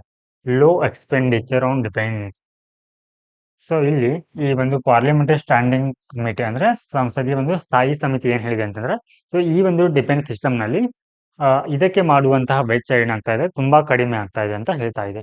ಹಾಗಿದ್ರೆ ಇಲ್ಲಿ ಸ್ಟಾಟಿಕ್ಸ್ ಅನ್ನ ಕೊಟ್ಟಿದ್ದಾರೆ. ಸೊ ಇಲ್ಲಿ 2020 ಅಂದ್ರೆ ರಿಸರ್ಚ್ ಅಂಡ್ ಡೆವಲಪ್ಮೆಂಟ್ ಅಂದ್ರೆ ಈ ಒಂದು ಡಿಫೆನ್ಸ್ ಮೇಲೆ ಸಂಶೋಧನೆ ಮತ್ತು ಅಭಿವೃದ್ಧಿಗಾಗಿ ಮೀಸಲಿಡುವಂತ ನಿಧಿ. ಓಕೆ, ಸೊ ಹಿಯರ್ 2021-22 ಸಂದರ್ಭದಲ್ಲಿ ಎಷ್ಟು ಎಸ್ಟಿಮೇಟ್ ಇತ್ತಂತಂದ್ರೆ ಅದರ ಬಜೆಟ್ ಅಲೋಕೇಶನ್ 20,757 ಕೋಟಿ ಇರತ್ತೆ. ಬಟ್ ಇದಕ್ಕೆ ಸ್ಯಾಂಕ್ಷನ್ ಆಗಿರುವಂತ ಅಮೌಂಟ್ ಅಷ್ಟೇ ಇರುತ್ತೆ, ಕೇವಲ 18,669 ಕೋಟಿಗಳಷ್ಟಿರುತ್ತೆ. ಸೊ ಇದೇನಾಗುತ್ತೆ ನಿರೀಕ್ಷೆ ಅಥವಾ ಎಸ್ಟಿಮೇಟೆಡ್ ಕಾಸ್ಟ್ ಇರೋದಕ್ಕಿಂತ ತುಂಬಾ ಒಂದು ಬಜೆಟ್ ಅನ್ನ ಅಲೋಕೇಶನ್ ಮಾಡ್ತಾ ಇದ್ದಾರೆ. ಹಾಗೆ train on defence budget high initial cost in procurement. So ಈ ಒಂದು ತಂತ್ರಜ್ಞಾನಗಳನ್ನ ಅಳವಡಿಸಿಕೊಳ್ಬೇಕಿದ್ರೆ ಸೊ ಇದಕ್ಕೆ ತುಂಬಾ ಏನಾಗಿರುತ್ತೆ ಆರಂಭಿಕ ವೆಚ್ಚ ಬೇಕಾಗತ್ತೆ. Import dependence. ಸೊ ಇಲ್ಲಿ ಭಾರತ ಏನ್ ಮಾಡುತ್ತೆ ಅಂತಂದ್ರೆ ಸೊ ಈ ಡಿಫೆನ್ಸ್ ಅಂತ ಬಂದಾಗ ಸೊ ಹೆಚ್ಚಾಗಿ ಎಸ್ ಇಲ್ಲಿ S-400 ಮಿಸೈಲ್ ಆಗಿರಬಹುದು ಅಥವಾ ಬ್ರಹ್ಮೋಸ್ ಅನ್ನ ಸ್ಥಳೀಯವಾಗಿ ಉತ್ಪಾದನೆ ಮಾಡುತ್ತೆ. ಹಾಗೆ ಮಿಲಿಟರಿ ಯುದ್ಧ ವಿಮಾನಗಳಂತಹ ಒಂದು ರಕ್ಷಣಾ ಒಂದು ಉಪಕರಣಗಳನ್ನ ಏನ್ ಮಾಡುತ್ತೆ ಹೆಚ್ಚಾಗಿ ಬೇರೆ ದೇಶಗಳಿಂದ ಏನ್ ಮಾಡುತ್ತೆ ಇಂಪೋರ್ಟ್ ಅನ್ನ ಮಾಡ್ಕೊಳ್ಳುತ್ತೆ. ಹಾಗೆ ಇನ್ನು ಅಡ್ಮಿನಿಸ್ಟ್ರೇಟಿವ್ ಇಶ್ಯೂ ಅಂತಂದ್ರೆ ಸೊ ಇಲ್ಲಿ organisational restructuring, human resources management. So ಇವುಗಳನ್ನ ಅಳವಡಿಸಿಕೊಳ್ಳುವಲ್ಲಿ ಏನ್ ಬೇಕಾಗತ್ತೆ ಅಂದ್ರೆ ಸರಿಯಾದ ಒಂದು ಸ್ಕಿಲ್ ಬೇಕಾಗತ್ತೆ. ಓಕೆ, ಸೊ ಇದು ಕೂಡ ಒಂದು ಸಮಸ್ಯೆ ಆಗಿದೆ ಅಂತ ಹೇಳ್ಬೋದು. ಇನ್ನು ಸೈಬರ್ ಸೆಕ್ಯೂರಿಟಿ ವಲ್ನರಬಿಲಿಟಿ. ಸೊ ಇಲ್ಲಿ ತಂತ್ರಜ್ಞಾನ ಅಳವಡಿಸಿಕೊಳ್ಳುವಂತ ಸಂದರ್ಭದಲ್ಲಿ ಏನಾಗುತ್ತೆ ಅಂತಂದ್ರೆ ಬೇರೆ ದೇಶಗಳ ಒಂದು ತಂತ್ರಜ್ಞಾನವನ್ನು ಅಳವಡಿಸಿಕೊಂಡಾಗ ಸೊ ಅಲ್ಲಿ ಇಲ್ಲಿ ಸೈಬರ್ ಅಟ್ಯಾಕ್ ಆಗುವಂತ ಚಾನ್ಸಸ್ಗಳು ತುಂಬಾ ಇರುತ್ತೆ. ಓಕೆ, ಸೊ ಇಲ್ಲಿ ಬ್ಯಾಕ್ಡೋರ್ ಸ್ಟೆಪ್ ಅಂತ ಕೆಲವೊಂದು ಯುದ್ಧ ವಿಮಾನಗಳನ್ನ ನೋಡಿರ್ಬೋದು. ಬೇರೆ ದೇಶದಿಂದ ಯುದ್ಧ ವಿಮಾನಗಳನ್ನ ಬಳಸಿಕೊಂಡಾಗ ಅಲ್ಲಿ ಇತ್ತೀಚೆಗೆ ರಷ್ಯಾದಂತಹ ಒಂದು ಇಂಪೋರ್ಟ್ ಮಾಡಿಕೊಂತಹ ಒಂದು ವಿಮಾನಗಳು ಏನಾಗ್ತಾ ಇದೆ ಅಂತಂದ್ರೆ ಸೊ ಮಿಗ್ ಅಂತ. ಓಕೆ, ಸೊ ಮಿಗ್ ಅನ್ನುವಂತ ಹೆಲಿಕಾಪ್ಟರ್ ಏನಾಗ್ತಾ ಇದೆ ಅಂತಂದ್ರೆ ಆಗಾಗ ಅವು ಕೊಲ್ಯಾಪ್ಸ್ ಆಗ್ತಾ ಇದೆ ಅಥವಾ ಪತನವಾಗ್ತಾ ಇದೆ. ಸೊ ಈ ರೀತಿಯ ಸಮಸ್ಯೆಗಳು ಏನಾಗತ್ತೆ ಆಗಾಗ ಕಂಡು ಬರ್ತಾ ಇದೆ. ಹಾಗಿದ್ರೆ ಈ ಒಂದು ಡಿಫೆನ್ಸ್ ನಲ್ಲಿ ಈ ತಂತ್ರಜ್ಞಾನವನ್ನ ಅಳವಡಿಸಿಕೊಳ್ಳಲಿಕ್ಕೆ ಸೊ ಯಾವೆಲ್ಲ ಒಂದು ಕ್ರಮಗಳನ್ನ ಭಾರತ ಕೈಗೊಂಡಿದೆ ಅಂತಂದ್ರೆ so here first one Aditi scheme ಅಂತ ಬರುತ್ತೆ. ಸೊ ಇದನ್ನ 2024ರಲ್ಲಿ ಲಾಂಚ್ ಮಾಡಲಾಯಿತು. ಹಾಗೆ ಮಿಷನ್ ಶಕ್ತಿ ಅಂತ. ಸೊ ಮಿಷನ್ ಶಕ್ತಿ ಅಂತಂದ್ರೆ ಆಂಟಿ ಸ್ಯಾಟಲೈಟ್ ಮಿಸೈಲ್ ಟೆಸ್ಟ್. ಅಂದ್ರೆ ಭಾರತ ಇತ್ತೀಚೆಗೆ ಒಂದು ತನ್ನದೇ ಆದಂತಹ ಸ್ಯಾಟಲೈಟ್ ಅನ್ನ ಏನ್ ಮಾಡಿತ್ತು, ಬಾಹ್ಯಾಕಾಶದಲ್ಲಿ ಹೊಡೆದುರುಳಿಸಿತ್ತು. ಸೊ ಇಂತಹ ಒಂದು ಉಪಕ್ರಮ ಕೂಡ ಸೊ ಭಾರತ ಕೈಗೊಂಡಿದೆ.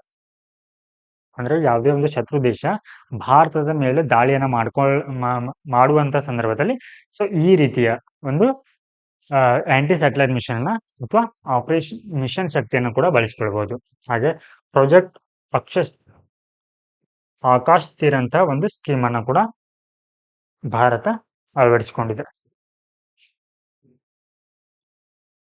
ಸೊ ವೇ ಫಾರ್ವರ್ಡ್ ನಲ್ಲಿ ನಾವು ಏನ್ ಹೇಳ್ಬೋದು ಅಂತಂದ್ರೆ ಈ ಡಿಫೆನ್ಸ್ ಕುರಿತಾಗಿ ಟೆಕ್ನಾಲಜಿಯನ್ನ ಅಳವಡಿಸುವ ಸಂದರ್ಭದಲ್ಲಿ so here implementation of recommendation of so professor Vijay Raghavan committee ಅಂತ ಬರುತ್ತೆ. ಸೊ ಈ ಒಂದು ತಂತ್ರಜ್ಞಾನವನ್ನು ಅಳವಡಿಸಿಕೊಳ್ಳುವ ಸಂದರ್ಭದಲ್ಲಿ ಸೊ ಈ ಒಂದು ಸಮಿತಿ ಕೆಲವೊಂದಿಷ್ಟು ಶಿಫಾರಸುಗಳನ್ನ ಮಾಡುತ್ತೆ. ಏನ್ ಶಿಫಾರಸು ಅಂತಂದ್ರೆ ಇದು ಡಿಪಾರ್ಟ್ಮೆಂಟ್ ಆಫ್ ಡಿಫೆನ್ಸ್ ಸೈನ್ಸ್ ಅನ್ನ ಕ್ರಿಯೇಟ್ ಮಾಡಬೇಕು. Technology and innovation, department of defence science technology and innovation ಅಂತ ಸೊ ಇದನ್ನ ಕ್ರಿಯೇಟ್ ಮಾಡಬೇಕು. ಇದರ ಹೆಡ್ ಅನ್ನ okay to promote defence research, ಅಂದ್ರೆ ಡಿಫೆನ್ಸ್ ಸರ್ಚ್ ಅನ್ನ ಸಂಶೋಧನೆಯನ್ನ ಕೈಗೊಳ್ಳಲಿಕ್ಕೆ ಸೊ ಈ ರೀತಿಯ ಒಂದು ಡಿಪಾರ್ಟ್ಮೆಂಟ್ ಅನ್ನ ಕ್ರಿಯೇಟ್ ಮಾಡ್ಬೇಕಂತ ಈ ಒಂದು ಸಮಿತಿ ಹೇಳುತ್ತೆ. ಹಾಗೆ ಡಿಫೆನ್ಸ್ ಟೆಕ್ನಾಲಜಿ ಕೌನ್ಸಿಲ್ ನ ಫಾರ್ಮ್ ಮಾಡಬೇಕು. ಹಾಗೆ ನ್ಯಾಷನಲ್ ಲೆವೆಲ್ ಲ್ಯಾಬೊರೇಟರಿಗಳನ್ನ ಸ್ಥಾಪನೆ ಮಾಡ್ಬೇಕಂತ ಈ ಒಂದು ಕಮಿಟಿ ಶಿಫಾರಸನ್ನ ಮಾಡುತ್ತೆ.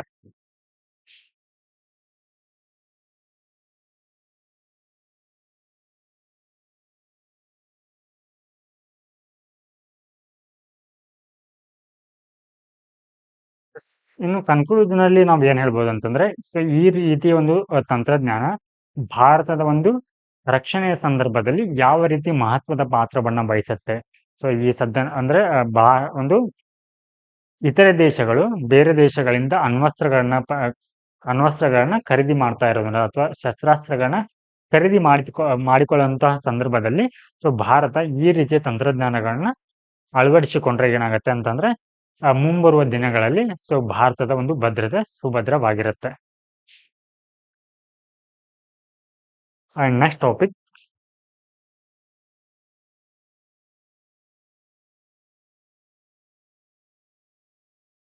Submarines and anti submarine warfare.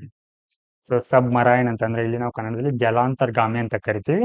Aunty submarine ಒಂದು ಸಬ್ಮರೈನ್ ಅಂತಂದ್ರೆ ಜಲಾಂತರ್ಗಾಮಿ ವಿರೋಧಿ ಯುದ್ಧ ಅಂತ.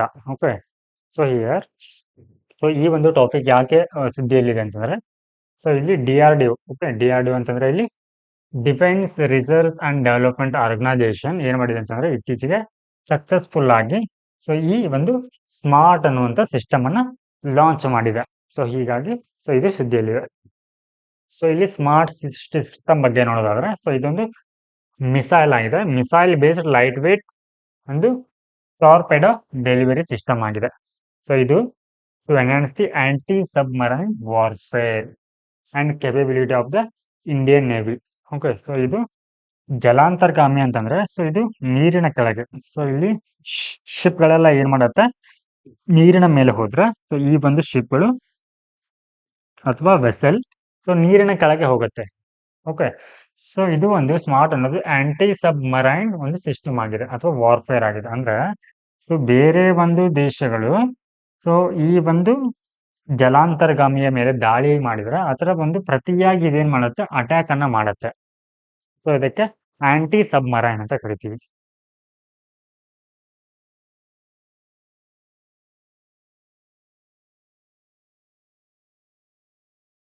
ಹಾಗಿದ್ರೆ ಸೊ ಈ ಒಂದು ಆಂಟಿ ಸಬ್ಮರೈನ್ ಸಿಸ್ಟಮ್ ನ ಅಳವಡಿಸಿಕೊಳ್ಳೋದ್ರಿಂದ ಸೊ ಏನೆಲ್ಲ ಒಂದು ಸಿಗ್ನಿಫಿಕೆನ್ಸ್ ಆಗತ್ತೆ ಅಂತಂದ್ರೆ ಇದು missile system taking to longer range than its own. ಅಂದ್ರೆ ಇದು ಉದ್ದೇಶಿತ ದಾಳಿಯನ್ನ ಮಾಡುವ ಸಂದರ್ಭದಲ್ಲಿ ಏನ್ ಮಾಡುತ್ತೆ ಅಂದ್ರೆ ಬಹುದೂರದ ಒಂದು ಸಬ್ಮರೈನ್ ಗಳನ್ನ ಏನ್ ಮಾಡುತ್ತೆ, ಟಾರ್ಗೆಟ್ ಅನ್ನ ಮಾಡುತ್ತೆ.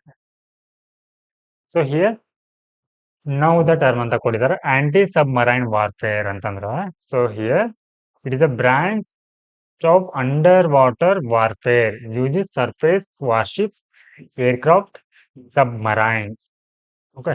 ಸೊ ಅಂದ್ರೆ ಇದು ನೀರಿನಲ್ಲಿ ಅಂದ್ರೆ ನೀರಿನ ಕೆಳಗೆ ಹೋಗುವಂತ ವೆಸೆಲ್ ಏನ್ ಮಾಡತ್ತೆ ಅಂತಂದ್ರೆ ಇಲ್ಲಿ ಸೊ ಇವುಗಳ ಮೇಲೆ ದಾಳಿಯನ್ನ ಮಾಡುತ್ತೆ. Uses surface warship, aircraft and submarine. So ಇದೊಂದು ಅಪೋಸಿಷನ್ ಅಥವಾ ಎನಿಮಿ ಒಂದು ಸಬ್ಮರೈನ್ಗಳನ್ನ ಹೊಡೆದುರುಳಿಸಲಿಕ್ಕೆ ಸೊ ಇದನ್ನ ಬಳಸಿಕೊಳ್ಳಲಾಗತ್ತೆ.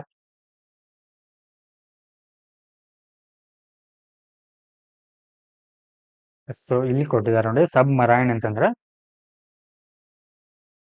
Submarine is a vessel or ship that can go under water. So ನೀರಿನಲ್ಲಿ ಹೋಗುವಂತದ್ದು ಇದು.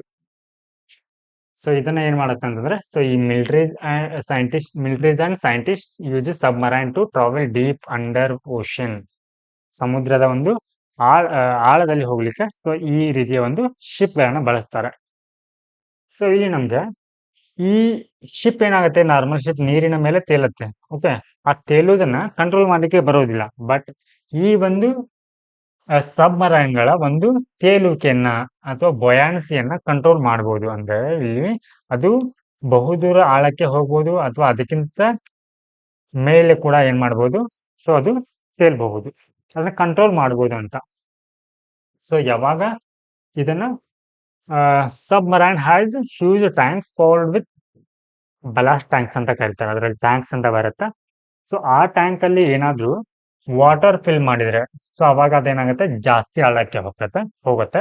ಹಾಗೆ ಆ ಒಂದು ನೀರನ್ನು ತೆಗೆದ್ರೆ ಅದೇನಾಗುತ್ತೆ, ಸರ್ಫೇಸ್ ಬಳಿ ಬರುತ್ತೆ. ಓಕೆ, ಫುಲ್ ಒಂದು ವಾಟರ್ ಟ್ಯಾಂಕ್ ಅನ್ನ ಖಾಲಿ ಮಾಡಿದ್ರೆ ಸೊ ಅದು ಏನಾಗುತ್ತೆ, ನೀರಿನ ಮೇಲೆ ಏನಾಗುತ್ತೆ, ತೇಲುತ್ತೆ. ಅಂದ್ರೆ ಗಾಳಿಯನ್ನ ತುಂಬಿಕೊಂಡ್ರೆ ಅದು ನೀರಿನ ಮೇಲೆ ತೇಲುತ್ತೆ. ಎಸ್, ಸೊ ಈ ಒಂದು ಸಿಗ್ನಿಫಿಕೆನ್ಸ್ ಏನಂತಂದ್ರೆ ಈ ಒಂದು ಸಬ್ಮರೈನ್ಸ್ ಅಂದ್ರೆ ಸೊ ನ್ಯಾಷನಲ್ ಡಿಫೆನ್ಸ್, ರಾಷ್ಟ್ರೀಯ ಒಂದು ರಕ್ಷಣೆಗಾಗಿ ಇವುಗಳನ್ನ ಬಳಸಿಕೊಳ್ಳಲಾಗತ್ತೆ. ಹಾಗೆ ಅಂದ್ರೆ ಈ ಒಂದು ನೀರಿನ ಆಳದಲ್ಲಿ ಇರೋದ್ರಿಂದ ಸೊ ಇದನ್ನ ಡಿಟೆಕ್ಟ್ ಮಾಡೋದು ಅಥವಾ ಇದನ್ನ ಪತ್ತೆ ಹಚ್ಚೋದು ಏನಾಗುತ್ತೆ, ತುಂಬಾ ಕಷ್ಟವಾಗತ್ತೆ. ಲೆಥಲ್ ಕೆಪಾಬಿಲಿಟಿ. ಓಕೆ, ಸೊ ಅಂದ್ರೆ ಸೊ ಇಲ್ಲಿ ಆಕ್ರಮಣಕಾರಿಯಾದಂತ ಒಂದು ಶಸ್ತ್ರಾಸ್ತ್ರಗಳನ್ನ ಏನ್ ಮಾಡ್ಬೋದು, ಇಲ್ಲಿ ಈ ಒಂದು ಜಲಾಂತರ್ಗಾಮಿಗಳ ಮೂಲಕ ಏನ್ ಮಾಡ್ಬೋದು, ವರ್ಗಾವಣೆಯನ್ನ ಮಾಡಬಹುದು. ಹಾಗೆ ಸ್ಟ್ರಾಟಜಿಕಲ್ ಅಡ್ವಾಂಟೇಜ್. ಸೊ ಇಲ್ಲಿ ಏನ್ ಮಾಡ್ಬೋದು ಅಂತಂದ್ರೆ provide advance warning of enemies movements. So ಇಲ್ಲಿ ನಾವು ಅಡ್ವಾನ್ಸ್ ಆಗಿ ಸೊ ಅವರು ದಾಳಿಯ ಮಾಡುವುದನ್ನ ಏನ್ ಮಾಡ್ಬೋದು, ಪತ್ತೆ ಹಚ್ಚಬಹುದು. ಸೊ ಈ ಒಂದು ಸಬ್ಮರೈನ್ಗಳಿಂದ.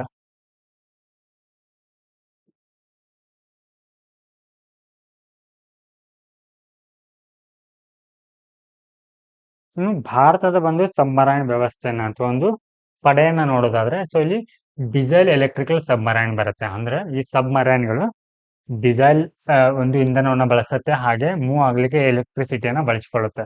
ಸೊ ಇವುಗಳಲ್ಲಿ ಕಲ್ವಾರಿ ಕ್ಲಾಸಸ್ ಅಂತ ಬರುತ್ತೆ. ಸೊ ಇವುಗಳಲ್ಲಿ ಹಲವಾರು ಒಂದು ಸಬ್ಮರೈನ್ಗಳು ಬರುತ್ತೆ. ಅದರಲ್ಲಿ ಕಲ್ವಾರಿ, ಕಾಂದೇರಿ, ಕರಂಚ್, ಸೊ ಈ ರೀತಿ ಏನಾಗುತ್ತೆ, ಹಲವಾರು ಸಬ್ಮರೈನ್ಗಳು ಬರುತ್ತೆ. ಹಾಗೆ ಸಿಂಧು ಘೋಷ್ ಅಂತ ಬರುತ್ತೆ. ಸೊ ಇದರಲ್ಲಿ ಕೆಲವೊಂದಿಷ್ಟು ಏನಾಗಿದೆ, ಸಬ್ಮರೈನ್ಗಳು ಬರುತ್ತೆ. ಓಕೆ, ಸೊ ಈ ಒಂದು ಕ್ಲಾಸಿನ PDF ಅನ್ನ ನಿಮ್ಗೆ ಸೊ ಇಲ್ಲಿ ವಿಜನ್ ಮ್ಯಾಗಝಿನ್ ಕನ್ನಡ ಅಂತ ಒಂದು ಗ್ರೂಪ್ ಬರುತ್ತೆ. ಆ ಒಂದು ಗ್ರೂಪ್ ನಲ್ಲಿ ಅಪ್ಲೋಡ್ ಅನ್ನ ಮಾಡಿರ್ತೀವಿ. ಸೊ ನೀವು ಬೇಕಿದ್ರೆ ಅದನ್ನ ರೆಫರ್ ಮಾಡಬಹುದು. ಹಾಗೆ ಶಿಶುಮಾರ್ ಕ್ಲಾಸ್ ಅಂತ ಬರುತ್ತೆ. ಇದರಲ್ಲಿ ಕೂಡ ಹಲವಾರು ಏನಾಗಿದೆ, ಜಲಾಂತರ್ಗಾಮಿಗಳು ಬರುತ್ತೆ, ಅಂದ್ರೆ ಸಬ್ಮರೈನ್ಗಳು ಬರುತ್ತೆ. Next A dependent propulsion submarines ಅಂತ ಬರುತ್ತೆ. ಸೊ ಇವುಗಳಲ್ಲಿ ಸೊ ಇವು ಆಪರೇಟ್ ಅಂಡರ್ ವಾಟರ್, ಅಂದ್ರೆ ದೀರ್ಘಾವಧಿಯ ಕಾಲ ನೀರಿನ ಆಳದಲ್ಲಿ ಒಂದು ಕಾರ್ಯಾಚರಣೆಗಾಗಿ ಸೊ ಈ ರೀತಿಯ ಒಂದು ಸಬ್ಮರೈನ್ ನ ಬಳಸಿಕೊಳ್ಳಲಾಗುತ್ತೆ. ಹಾಗೆ ಇಲ್ಲಿ ನ್ಯೂಕ್ಲಿಯರ್ ಪವರ್ಡ್ ಸಬ್ಮರೈನ್ ಅಂದ್ರೆ ಸೊ ನ್ಯೂಕ್ಲಿಯರ್ ಪವರ್ಡ್ ಅಂತಂದ್ರೆ ಇಲ್ಲಿ ಆ ಒಂದು ಸಬ್ಮರೈನ್ಗಳ ಒಂದು ಚಲನೆಗೆ ನ್ಯೂಕ್ಲಿಯರ್ ಅನ್ನ ಏನ್ ಮಾಡಲಾಗುತ್ತೆ, ಇಲ್ಲಿ ಇಂಧನವನ್ನಾಗಿ ಅಥವಾ ಫ್ಯೂಯಲ್ ಆಗಿ ಬಳಸಿಕೊಳ್ಳಲಾಗುತ್ತೆ. ಸೊ ಇದರಲ್ಲಿ ಕೇವಲ ನಾವು ಅಂದ್ರೆ ನ್ಯೂಕ್ಲಿಯರ್ ಒಂದು ಪವರ್ಡ್ ಸಬ್ಮರೈನ್ಸ್ ಇದರಲ್ಲಿ ಕೇವಲ INS ಅರಿಹಂತ್ ಅಂತ ಬರುತ್ತೆ. ಸೊ ಇದನ್ನ ಮಾತ್ರ ಏನ್ ಮಾಡ್ತಾ ಇದ್ದೀವಿ ಇವಾಗ ಸದ್ಯಕ್ಕೆ ಆಪರೇಷನ್ ಅಲ್ಲಿ ಇರುವಂತದ್ದು.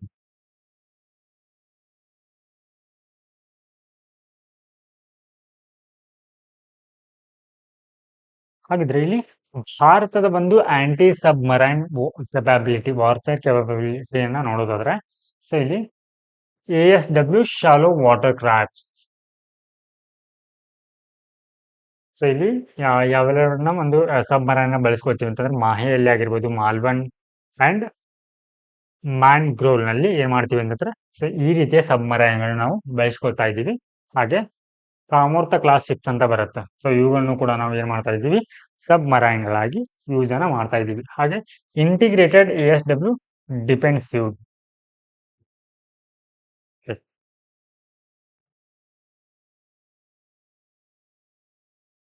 ಈ ಒಂದು ಭಾರತದ ಒಂದು ಈ ಆಂಟಿ ಸಬ್ ಮರೈನ್ ವಾರ್ಫೇರ್ ನಲ್ಲಿರುವಂತ ಸವಾಲುಗಳೇನು ಅನ್ನೋದನ್ನ ನೋಡೋಣ. So first China challenge. So China ಈಗಾಗಲೇ ಏನ್ ಮಾಡಿದೆ ಅಂತಂದ್ರೆ ಅತಿ ಹೆಚ್ಚು ಅಂದ್ರೆ 78 ಈ ಒಂದು ಸಬ್ಮರೈನ್ಗಳನ್ನ ಹೊಂದಿದೆ. ಹಾಗೆ ಈ ಸಬ್ಮರೈನ್ಗಳನ್ನ ಈ ಚೀನಾ ಏನ್ ಮಾಡ್ತಾ ಇದೆ ಅಂತಂದ್ರೆ ನಮ್ಮ ನೆರೆ ದೇಶವಾದ ಪಾಕಿಸ್ತಾನಕ್ಕೆ ಏನ್ ಮಾಡ್ತಾ ಇದೆ, ಸೊ ಈ ವಿಚಾರವಾಗಿ ಹೆಲ್ಪ್ ಅನ್ನ ಮಾಡ್ತಾ ಇದೆ. ಸೊ ಇಲ್ಲಿ ಭಾರತ ಕೇವಲ 16 ಏನಾಗಿದೆ ಅಂತಂದ್ರೆ ಸಬ್ಮರೈನ್ಗಳನ್ನ ಹೊಂದಿದೆ. ಹಾಗೆ ಭಾರತದಲ್ಲಿ ಇರುವಂತಹ ಈ ಒಂದು ಸಬ್ಮರೈನ್ಗಳು ತುಂಬಾ ಹಳೆಯದಾಗಿದೆ, ಅಂದ್ರೆ ಹಳೆಯ ಕಾಲದ್ದಾಗಿದೆ. ಸೊ ಇಲ್ಲಿ ವೇ ಫಾರ್ವರ್ಡ್ ನಲ್ಲಿ ನಾವು ಏನ್ ಬರೆಯಬಹುದು ಅಂತಂದ್ರೆ ಸೊ ಈ ಒಂದು ಸಬ್ಮರೈನ್ಗಳನ್ನ ಬಿಲ್ಡ್ ಮಾಡ್ಲಿಕ್ಕೆ ಸೊ ನಾವು ಅತಿ ಹೆಚ್ಚು ಹೂಡಿಕೆನ ಮಾಡ್ಬೇಕಾಗತ್ತೆ. ಹಾಗೆ ಸೊ ಇವುಗಳನ್ನ ಸ್ಥಳೀಯವಾಗಿ ಓಕೆ, ಸೊ ಇಲ್ಲಿ DRDO ಅಂತ ಬರುತ್ತೆ. ಸೊ ಈ DRDO ಏನ್ ಮಾಡುತ್ತೆ, ಇಲ್ಲಿ ಲೈಟ್ ಕಾಂಬ್ಯಾಟಿಂಗ್ ಏರ್ಕ್ರಾಫ್ಟ್ಸ್ ಅಂತ ಬರುತ್ತೆ, ಅಂದ್ರೆ ಲಘು ಯುದ್ಧ ವಿಮಾನಗಳಾಗಿರಬಹುದು, ಮಿಸೈಲ್ ಆಗಿರಬಹುದು. ಸೊ ಇಂತಹ ಒಂದು ಡಿಫೆನ್ಸ್ ರಿಲೇಟೆಡ್ ಆಗಿರುವಂತಹ ಒಂದು ಅಂದ್ರೆ ಉಪಕರಣಗಳನ್ನ ಏನ್ ಮಾಡುತ್ತೆ, ಇದು ಪ್ರೊಡ್ಯೂಸ್ ಅನ್ನ ಮಾಡುತ್ತೆ. Collaboration okay. So here so ಇಲ್ಲಿ ಇಂಡಿಯನ್ ಓಷನ್ ಸುತ್ತ ಬರುವಂತಹ ದೇಶಗಳೊಟ್ಟಿಗೆ ಏನ್ ಮಾಡ್ಬೋದು ಅಂತಂದ್ರೆ ಸೊ ಈ ವಿಚಾರವಾಗಿ ಸಬ್ಮರೈನ್ ವಿಚಾರವಾಗಿ ಏನ್ ಮಾಡ್ಬೋದು, ಬೇರೆ ದೇಶಗಳೊಟ್ಟಿಗೆ ನಾವು ಸಹಕಾರವನ್ನ ಕೋರಬಹುದು. ಹಾಗೆ next topic, threat of online radicalisation. So online radicalisation ಅಂದ್ರೆ ಸೊ ಇಲ್ಲಿ ಕನ್ನಡದಲ್ಲಿ ರಾಡಿಕಲೈಸೇಷನ್ಗೆ ಆಮೂಲಾಗ್ರೀಕರಣ ಅಂತ ಕರಿತೀವಿ. ಓಕೆ. ಸೊ ಈ ಒಂದು ಟಾಪಿಕ್ ಯಾಕೆ ಸುದ್ದಿಯಲ್ಲಿದೆ ಅಂತಂದ್ರೆ ಸೊ ಇತ್ತೀಚೆಗೆ ಈ ಒಂದು 19th ಇಂಟರ್ಪೋಲ್ ಕಾನ್ಫರೆನ್ಸ್ ನಲ್ಲಿ ಭಾರತ ಏನ್ ಮಾಡಿದೆ ಅಂತಂದ್ರೆ ಸೊ ಈ ಒಂದು ಆನ್ಲೈನ್ ಒಂದು ರಾಡಿಕಲೈಸೇಷನ್ ಅಪಾಯದ ಕುರಿತು ಏನ್ ಮಾಡಿದೆ ಅಂತಂದ್ರೆ ಸೊ ಈ ಒಂದು ಸಭೆಯಲ್ಲಿ ಹೇಳಿದೆ. So along with the online radicalisation, so ಭಾರತ ಮತ್ತೆ ಯಾವುದೆಲ್ಲ ಒಂದು ವಿಷಯಗಳ ಕುರಿತು ಮಾತನಾಡಿದೆ ಅಂತಂದ್ರೆ ಇಲ್ಲಿ organised crime, terrorism, drug trafficking and money laundering ಕುರಿತು ಏನ್ ಮಾಡಿದೆ ಅಂತಂದ್ರೆ ಸೊ ಕಳವಳವನ್ನು ವ್ಯಕ್ತಪಡಿಸಿದೆ.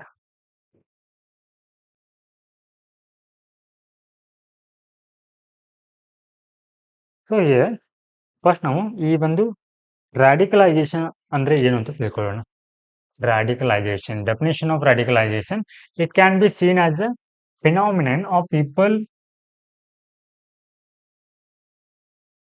So here embracing views which could lead to development of extreme idea. ಅಂದ್ರೆ ಸೊ ಇಲ್ಲಿ ಕನ್ನಡದಲ್ಲಿ ಉಗ್ರಗಾಮಿ ವಿಚಾರಗಳ ಬೆಳವಣಿಗೆಗೆ ಕಾರಣವಾಗುವಂತಹ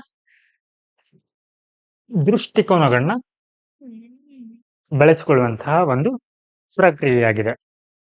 ಅಂದ್ರೆ ಸೊ ನೀವು ಆನ್ಲೈನ್ ನಲ್ಲಿ ನೋಡ್ಬೋದು, ಸೊ ಯಾವ್ದಾದ್ರು ಅಲ್ಲಿ ವೈಲೆಂಟ್ ಕಂಟೆಂಟ್ ಇದ್ರೆ ಓಕೆ, ಸೊ ಅದು ಹಿಂಸೆಯನ್ನ ಪ್ರಚೋದನೆ ಮಾಡ್ತಾ ಇದ್ರೆ ಸೊ ಅದನ್ನ ನೋಡ್ತಾ ನೋಡ್ತಾ ಏನಾಗುತ್ತೆ ಕೂಡ ನಿಮ್ಗೆ ಆ ಮಕ್ಕಳಲ್ಲಿ ನೋಡಬಹುದು ಈ ರೀತಿ ಒಂದು ವರ್ತನೆಯನ್ನ. ಸೊ ಇಲ್ಲಿ WW ಅಂತ ಒಂದು ಶೋ ಬರುತ್ತೆ ಓಕೆ, ಆ ಒಂದು ಪ್ರೋಗ್ರಾಮ್ ಅನ್ನ ಪದೇ ಪದೇ ನೋಡೋದ್ರಿಂದ ಸೊ ಮಕ್ಕಳು ಕೂಡ ಸೊ ಅದರಲ್ಲಿ ಬರುವಂತ ವ್ಯಕ್ತಿಗಳು ಹಾಗೆ ಏನ್ ಮಾಡ್ತಾರೆ, ನಟನೆಯನ್ನ ಮಾಡುತ್ತಾರೆ. ಸೊ ಇದಕ್ಕೆ ಏನಂತ ಕರಿತೀವಿ ನಾವು, ಅದರ ಪ್ರಭಾವಕ್ಕೆ ಒಳಗಾಗೋದು ನಾವು ಓಕೆ. ಸೊ ಇದಕ್ಕೆ ಏನಂತ ಕರಿತೀವಿ, ರಾಡಿಕಲೈಸೇಷನ್ ಅಂತ ಕರಿತೀವಿ.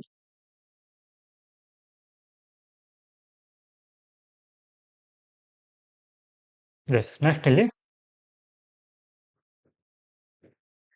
ಸೊ ಈ ರೀತಿಯ ಒಂದು ಆನ್ಲೈನ್ ರಾಡಿಕಲೈಸೇಷನ್ ಯಾಕೆ ಹೆಚ್ಚಾಗ್ತಾ ಇದೆ ಅಂತಂದ್ರೆ due to the rising of internet penetration.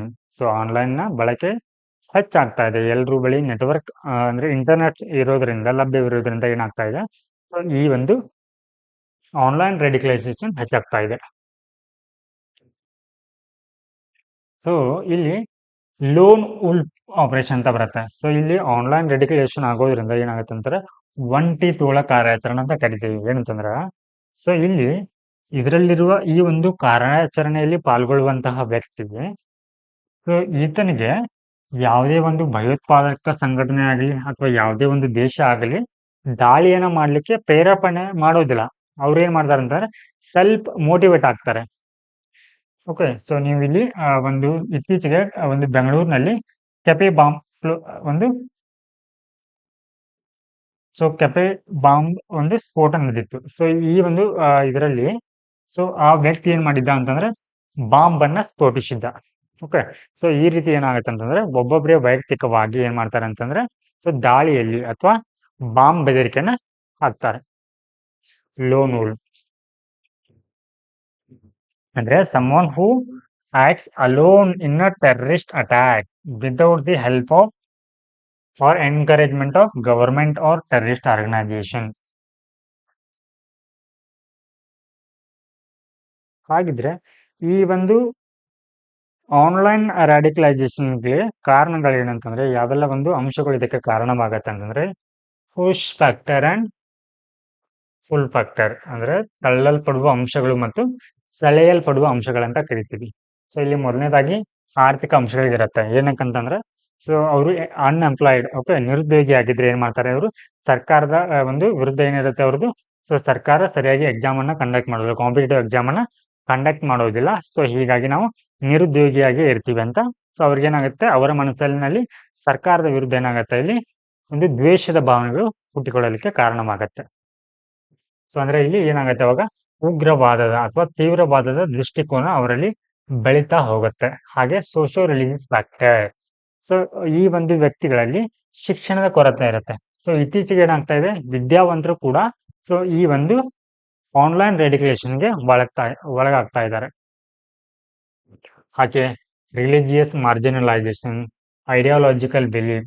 So ಭಿನ್ನ ಒಂದು ದೃಷ್ಟಿಕೋನದ ಅಥವಾ ಸೈದ್ಧಾಂತಿಕ ಭಿನ್ನಾಭಿಪ್ರಾಯ ಇರುವಂತಹ ವ್ಯಕ್ತಿಗಳ ನಡುವೆ ಸೊ ಈ ರೀತಿ ಒಂದು ರ್ಯಾಡಿಕಲೈಸೇಷನ್ ಅನ್ನೋದು ಕಂಡು ಬರುತ್ತೆ. ಇನ್ನು ರಾಜಕೀಯ ಅಂಶಗಳನ್ನ ನೋಡೋದಾದ್ರೆ ಸೊ ಇಲ್ಲಿ ಒಂದು ಆ ಒಂದು ನ್ಯಾಯಾಂಗದ ಮೇಲೆ ಏನಿರೋದಿಲ್ಲ, ಜನರಿಗೆ ನಂಬಿಕೆ ಹೋಗಿಬಿಟ್ಟಿರುತ್ತೆ. ಸೊ ಈ ಕಾರಣಕ್ಕಾಗಿ ಹಾಗೆ psychological factors, personal identity and feelings. So ಈ ರೀತಿಯ ಒಂದು ವರ್ತನೆಗಳು ಏನ್ ಮಾಡತ್ತೆ ಅಂತಂದ್ರೆ ಆ ವ್ಯಕ್ತಿಯನ್ನ ಸೊ ಈ ಒಂದು ತೀವ್ರವಾದದ ಒಂದು ದೃಷ್ಟಿಕೋನಕ್ಕೆ ಒಳಪಡಿಸುತ್ತೆ.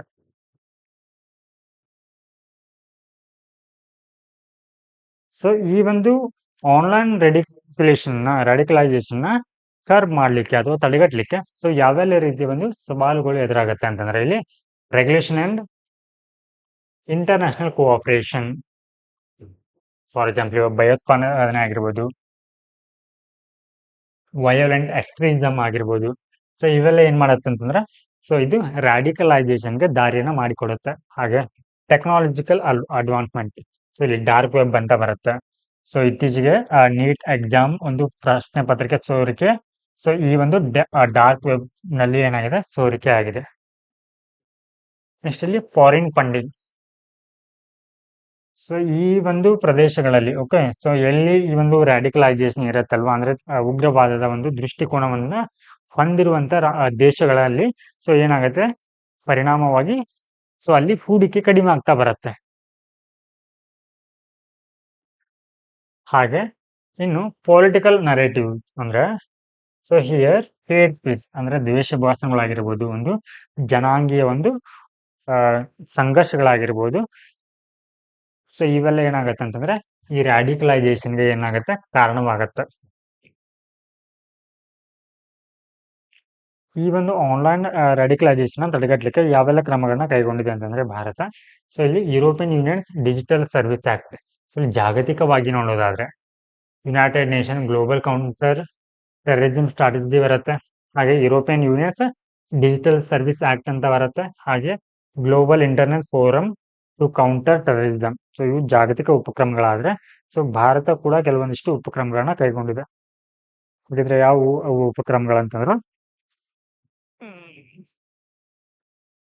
ಎಸ್ ಸೊ ಇಲ್ಲಿ ಭಾರತ ಒಂದು ಕಾನೂನನ್ನ ಜಾರಿ ಮಾಡಿದೆ. ಅದು unlawful activity prevention act UAPA 1961. ಅಂದ್ರೆ ಅನ್ಲಾಫುಲ್ ಆಕ್ಟಿವಿಟೀಸ್ ಅಂತಂದ್ರೆ ಕಾನೂನು ಬಾಹಿರ ಒಂದು ಚಟುವಟಿಕೆಗಳ ತಡೆ ಕಾಯ್ದೆ ಅಂತ. ಸೊ ಇದೇನ್ ಮಾಡತ್ತಂತಂದ್ರೆ ಅಂತಹ ಒಂದು ಚಟುವಟಿಕೆಗಳನ್ನ ಏನ್ ಮಾಡುತ್ತೆ ಇಲ್ಲಿ ಇದು ಕಾನೂನು ಬಾಹಿರ ಅಂತ ಏನ್ ಮಾಡುತ್ತೆ ಘೋಷಣೆಯನ್ನ ಮಾಡುತ್ತೆ. ಹಾಗೆ 2020ರಲ್ಲಿ ಏನ್ ಮಾಡುತ್ತೆ ಅಂತಂದ್ರೆ ಈ ಒಂದು ministry of home affairs so ಇದಕ್ಕೆ ಒಂದು ಲೀಗಲಿ ಇದನ್ನ ಡಿಫೈನ್ ಮಾಡ್ಬೇಕಂತ ಹೇಳುತ್ತೆ. ಅಂದ್ರೆ ರ್ಯಾಡಿಕಲೈಸೇಷನ್ ಕಾನೂನುಬದ್ಧವಾಗಿ ಇದಕ್ಕೊಂದು ನಿರ್ದಿಷ್ಟವಾದ ಡೆಫಿನೇಷನ್ ಇರಬೇಕು ಅಂತ ಸೊ ಈ ಒಂದು ಮಿನಿಸ್ಟ್ರಿ ಆಫ್ ಹೋಮ್ ಅಫೇರ್ಸ್ ಏನಾಗುತ್ತೆ ಸೊ ಈ ಒಂದು ಕಾಯ್ದೆಗೆ ತಿದ್ದುಪಡಿಯನ್ನ ತರಬೇಕಂತ ಹೇಳುತ್ತೆ.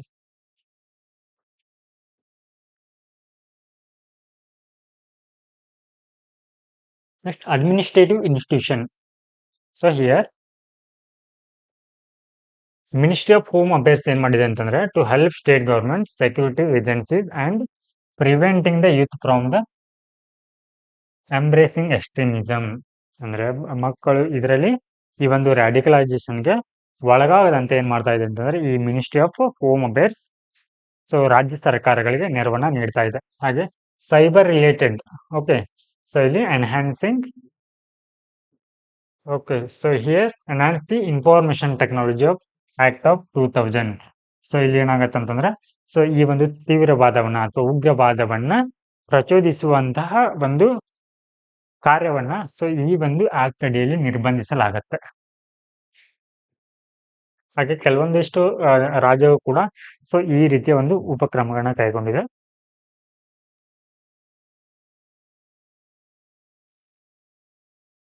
ಸೊ ಇಲ್ಲಿ ಇಂಡಿಯನ್ ಆರ್ಮಿ ಕೂಡ ಸೊ ಇದರ ಕುರಿತಾಗಿ ಒಂದಿಷ್ಟು ಉಪಕ್ರಮಗಳನ್ನ ಕೈಗೊಂಡಿದೆ. ಸೊ ಸಹಿ ರಾಷ್ಟ್ರ ಪ್ರೋಗ್ರಾಮ್ ಅನ್ನ ಹಾಗೆ operation Sadbhavana.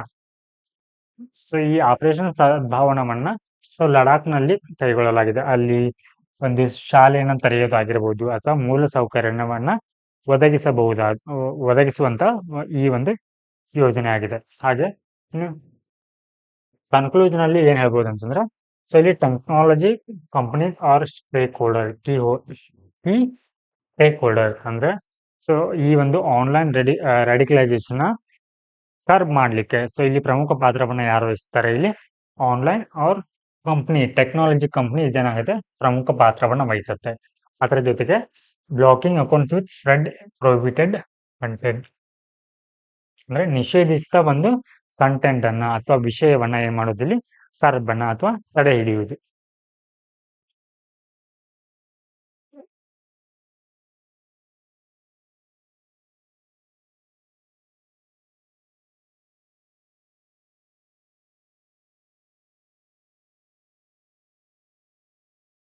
Next topic cyber threats and financial sectors ಅಂತ ಇದೆ. ಅಂದ್ರೆ ಸೈಬರ್ ಒಂದು ಬೆದರಿಕೆ ಮತ್ತು ಸೊ ಈ ಸೈಬರ್ ಬೆದರಿಕೆ ಸೊ ಈ ಒಂದು ಹಣಕಾಸು ವಲಯಕ್ಕೆ ಯಾವೆಲ್ಲ ರೀತಿಯ ಪರಿಣಾಮಗಳನ್ನ ಬೀರುತ್ತೆ ಅಂತ ಸೊ ಈ ಒಂದು ಟಾಪಿಕ್ ಅಲ್ಲಿ ನೋಡ್ಲಿದ್ದೀವಿ. ಸೊ ಫಸ್ಟ್ ಈ ಒಂದು ಟಾಪಿಕ್ ಯಾಕೆ ಸುದ್ದಿಯಲ್ಲಿದೆ ಅಂತಂದ್ರೆ so global financial stability report 2024 ಅನ್ನೋದನ್ನ ಸೊ ಯಾರು ರಿಲೀಸ್ ಮಾಡ್ತಾರೆ ಇಲ್ಲಿ ಇಂಟರ್ನ್ಯಾಷನಲ್ ಮಾನಿಟರಿ ಫಂಡ್ IMF ಏನ್ ಮಾಡುತ್ತೆ ರಿಲೀಸ್ ಅನ್ನ ಮಾಡುತ್ತೆ. ಹಾಗಿದ್ರೆ ಈ ಒಂದು ರಿಪೋರ್ಟ್ ನಲ್ಲಿರುವಂತಹ ಪ್ರಮುಖ ಅಂಶಗಳು ಏನಂತಂದ್ರೆ nearly 1/5 of all cyber risk affect financial firm. So ಇಲ್ಲಿ 5 ಏನಾದ್ರೂ ಸೈಬರ್ ಒಂದು ಅಟ್ಯಾಕ್ಸ್ ಗಳಾಗಿದ್ರೆ ಸೊ ಆ ಒಂದು 5 ಜಾಗಗಳಲ್ಲಿ ಒಂದು ದಾಳಿಗಳು ಏನಾಗಿರುತ್ತೆ ಸೊ ಈ ಒಂದು ಫೈನಾನ್ಷಿಯಲ್ ಸೆಕ್ಟರ್ಗೆ ಸಂಬಂಧಿಸಿದ್ದಾಗಿರುತ್ತೆ. ಸೊ ಇಲ್ಲಿ ಕೋವಿಡ್ ಪ್ಯಾಂಡಮಿಕ್ ಒಂದು ಆದ ಸಂದರ್ಭದ ನಂತರ ಏನಾಗ್ತಾ ಇದೆ ಅಂತಂದ್ರೆ ಇಲ್ಲಿ ಈ ಸೈಬರ್ ದಾಳಿಗಳ ಒಂದು ಪ್ರಮಾಣ ಏನಾಗಿದೆ ಡಬಲ್ ಆಗಿದೆ. ಹಾಗೆ ಸೊ ಇಲ್ಲಿ ಕೇವಲ 47% ದೇಶಗಳು ಮಾತ್ರ ಸೊ ಈ ಸೈಬರ್ ಒಂದು ಭದ್ರತೆ ಕುರಿತು ಸ್ಟ್ರಾಟಜಿಯನ್ನ ಹೊಂದಿದೆ. ಹಾಗಿದ್ರೆ ಇಲ್ಲಿ ನಾವು ಫಸ್ಟ್ ಏನ್ ತಿಳ್ಕೊಳ್ಬೇಕಂತಂದ್ರೆ IMF ಬಗ್ಗೆ ತಿಳ್ಕೊಂಡಿರ್ಬೇಕು. ಸೊ ಇದನ್ನ ಯಾವಾಗ ಸ್ಥಾಪನೆ ಮಾಡಲಾಯಿತು ಅಂತಂದ್ರೆ 1944ರಲ್ಲಿ ಸೊ ಈ ಬ್ರಿಟನ್ ವುಡ್ಸ್ ಕಾನ್ಫರೆನ್ಸ್ ನಲ್ಲಿ ಸೊ ಇದನ್ನ ಸ್ಥಾಪನೆ ಮಾಡಲಾಗತ್ತೆ IMF. ಸೊ ಇದರ ಉದ್ದೇಶ ಏನಂತಂದ್ರೆ ಇಲ್ಲಿ sustainable growth and prosperity for all. So ಇದರ ಒಂದು ಸದ್ಯದ ಒಂದು ಸದಸ್ಯ ರಾಷ್ಟ್ರಗಳ ಸಂಖ್ಯೆ ಎಷ್ಟಿದೆ 190 ಇದೆ. ಸೊ ಇದರಲ್ಲಿ ಭಾರತ ಕೂಡ ಒಂದು ಮೆಂಬರ್ ಕಂಟ್ರಿ ಆಗಿದೆ.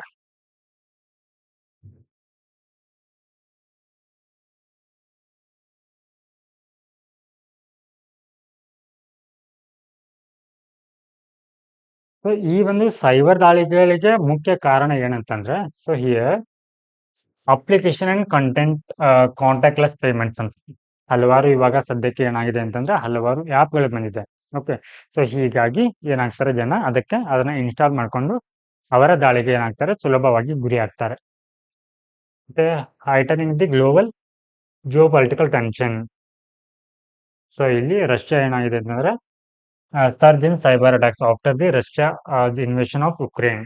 ಓಕೆ, ಉಕ್ರೇನ್ ಮೇಲೆ ದಾಳಿ ಮಾಡಿದ ನಂತರ ಏನಾಗ್ತದೆ, ಇಲ್ಲಿ ಸೈಬರ್ ಅಟ್ಯಾಕ್ಗಳು ಜಾಸ್ತಿ ಆಗ್ತಾ ಇದೆ. ಸೊ ಇಲ್ಲಿ ಕೆಲವೊಂದಿಷ್ಟು ಇಂಪಾರ್ಟೆಂಟ್ ಟರ್ಮ್ಗಳು ಬರುತ್ತೆ, ಫಿಶಿಂಗ್ ಬರುತ್ತೆ. ಸೊ ಇದು ನಮಗೆ ಪ್ರಿಲಿಮ್ಸ್ ಪರ್ಸ್ಪೆಕ್ಟಿವ್ ತುಂಬಾ ಇಂಪಾರ್ಟೆಂಟ್ ಆಗುತ್ತೆ. ಫಿಶಿಂಗ್, ಸೊ ಫಿಶಿಂಗ್ ಅಂತಂದ್ರೆ ಏನ್ ಮಾಡ್ಲಾಗತ್ತೆ ಅಂತಂದ್ರೆ ಇಂಡಿವಿಜುವಲ್ಸ್ ನ ಟಾರ್ಗೆಟ್ ಏನ್ ಮಾಡ್ಲಾಗತ್ತೆ, ಸೊ ಅವರ ಒಂದು ಸೆನ್ಸಿಟಿವ್ ಇನ್ಫಾರ್ಮೇಶನ್ ಏನ್ ಮಾಡ್ಲಾಗತ್ತೆ, ಕದಿಯಲಾಗತ್ತೆ. ಹಾಗೆ ಐಡೆಂಟಿಟಿ ಥೆಫ್ಟ್, ಸೊ ಇಲ್ಲಿ ಆಧಾರ್ ಆಗಿರ್ಬೋದು, ಪ್ಯಾನ್ ಕಾರ್ಡ್ ನಂತಹ ಒಂದು ಗೌಪ್ಯ ಮಾಹಿತಿಗಳನ್ನ ಏನ್ ಮಾಡ್ತಾರೆ, ಸೊ ಇಲ್ಲಿ ಕದೀತಾರೆ. ಹಾಗೆ ಎ.ಟಿ.ಎಂ ಸ್ಕಿಮ್ಮಿಂಗ್ ಅಂತ ಬರುತ್ತೆ.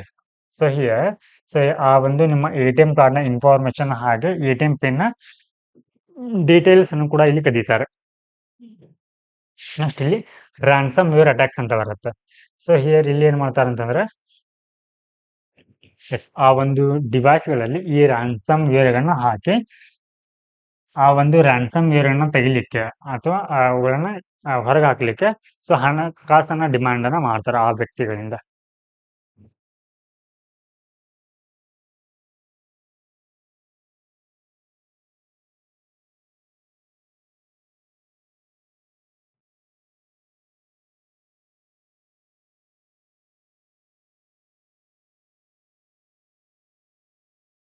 ಈ ಒಂದು ಸೈಬರ್ ಅಟ್ಯಾಕ್ ನ ತಡೆಗಟ್ಟಲಿಕ್ಕೆ ಭಾರತ ಯಾವೆಲ್ಲ ಒಂದು ಕ್ರಮಗಳನ್ನ ಕೈಗೊಂಡಿದೆ ಅಂತಂದ್ರೆ ಇಲ್ಲಿ citizen financial cyber fraud reporting and management system, ಹಾಗೆ ಕಂಪ್ಯೂಟರ್ ಎಮರ್ಜೆನ್ಸಿ ರೆಸ್ಪಾನ್ಸ್ ಟೀಮ್ ಅಂತ. ಓಕೆ, ಸೊ ಇದನ್ನು ಕೂಡ ಏನ್ ಮಾಡಿದೆ, ಜಾರಿಗೆ ತಂದಿದೆ.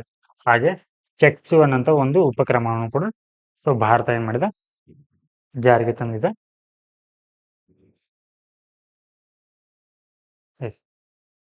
Now let us look at the news in shorts.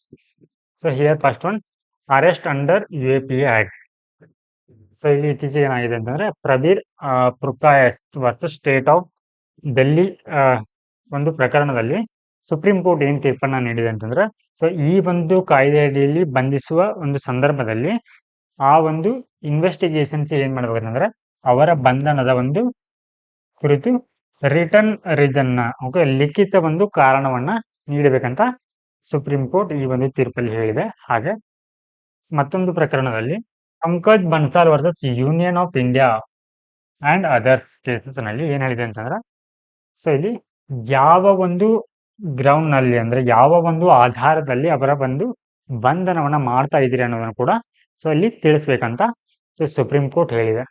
So ಇದೇ ಒಂದು ಕಾಯ್ದೆಯಲ್ಲಿ, ಸೊ ಇದನ್ನ ಯಾವ ಕಾಯ್ದೆಯಲ್ಲಿ ಹೇಳುತ್ತೆ ಅಂದ್ರೆ prevention of money laundering act PMLA ಕಾಯ್ದೆ 2002 ಗೆ ಸಂಬಂಧಪಟ್ಟಂತ ಹೇಳುತ್ತೆ.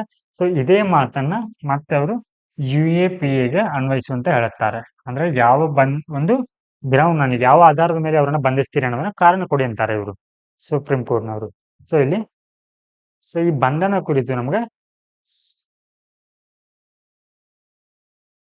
ಸೊ ಯಾವ ಒಂದು ಆರ್ಟಿಕಲ್ ಮಾತನಾಡುತ್ತೆ ಅಂತಂದ್ರೆ ಇಲ್ಲಿ ಆರ್ಟಿಕಲ್ 22 ಸಬ್ ಕ್ಲಾಸ್ 1 ಅಂದ್ರೆ ಸೊ ಇಲ್ಲಿ ಈ ಒಂದು ವಿಧಿ ಅನ್ವಯ ಸೊ ಯಾವುದೇ ಒಂದು ವ್ಯಕ್ತಿಯನ್ನ ಆತನಿಗೆ ಯಾವ ಕಾರಣಕ್ಕಾಗಿ ಬಂಧನ ಮಾಡ್ತಾ ಇದ್ದೀವಿ ಅಂತ ಕಾರಣವನ್ನ ಹೇಳದೆ ಬಂಧನವನ್ನ ಮಾಡೋ ಹಾಗಿಲ್ಲ ಅಂತ ಸೊ ಈ ಒಂದು ಕಾಯ್ದೆ ಹೇಳುತ್ತೆ.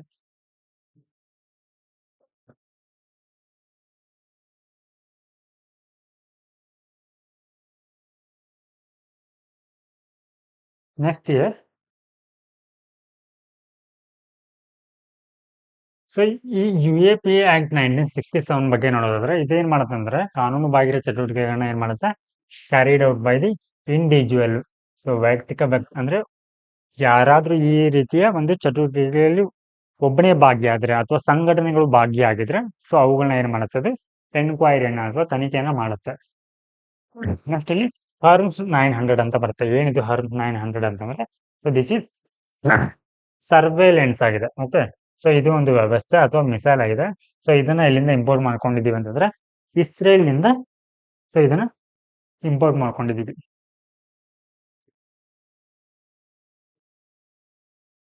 Next year so exercises in news ಅಂತ ಬರುತ್ತೆ.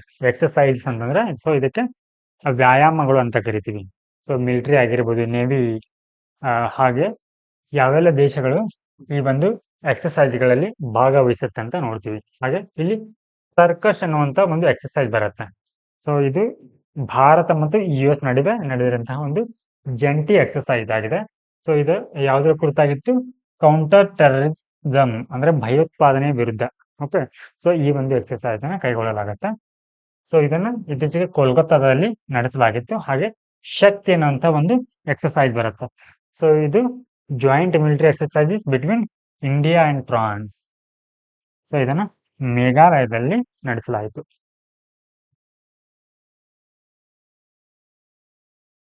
ಸೊ ಇದಿಷ್ಟು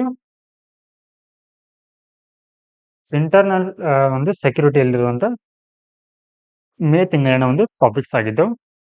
ಒಂದು ನೆಕ್ಸ್ಟ್ ಒಂದು ಸೆಷನ್ ಅಲ್ಲಿ ನಾವು ಎನ್ವಿರಾನ್ಮೆಂಟ್ ಅಂದ್ರೆ ಮೇ ತಿಂಗಳಿನಲ್ಲಿ ಕವರ್ ಆಗಿರುವಂತಹ ಎನ್ವಿರಾನ್ಮೆಂಟ್ ರಿಲೇಟೆಡ್ ಒಂದು ಟಾಪಿಕ್ಸ್ಗಳನ್ನ ಡಿಸ್ಕಸ್ ಮಾಡಲಿದ್ದೀವಿ.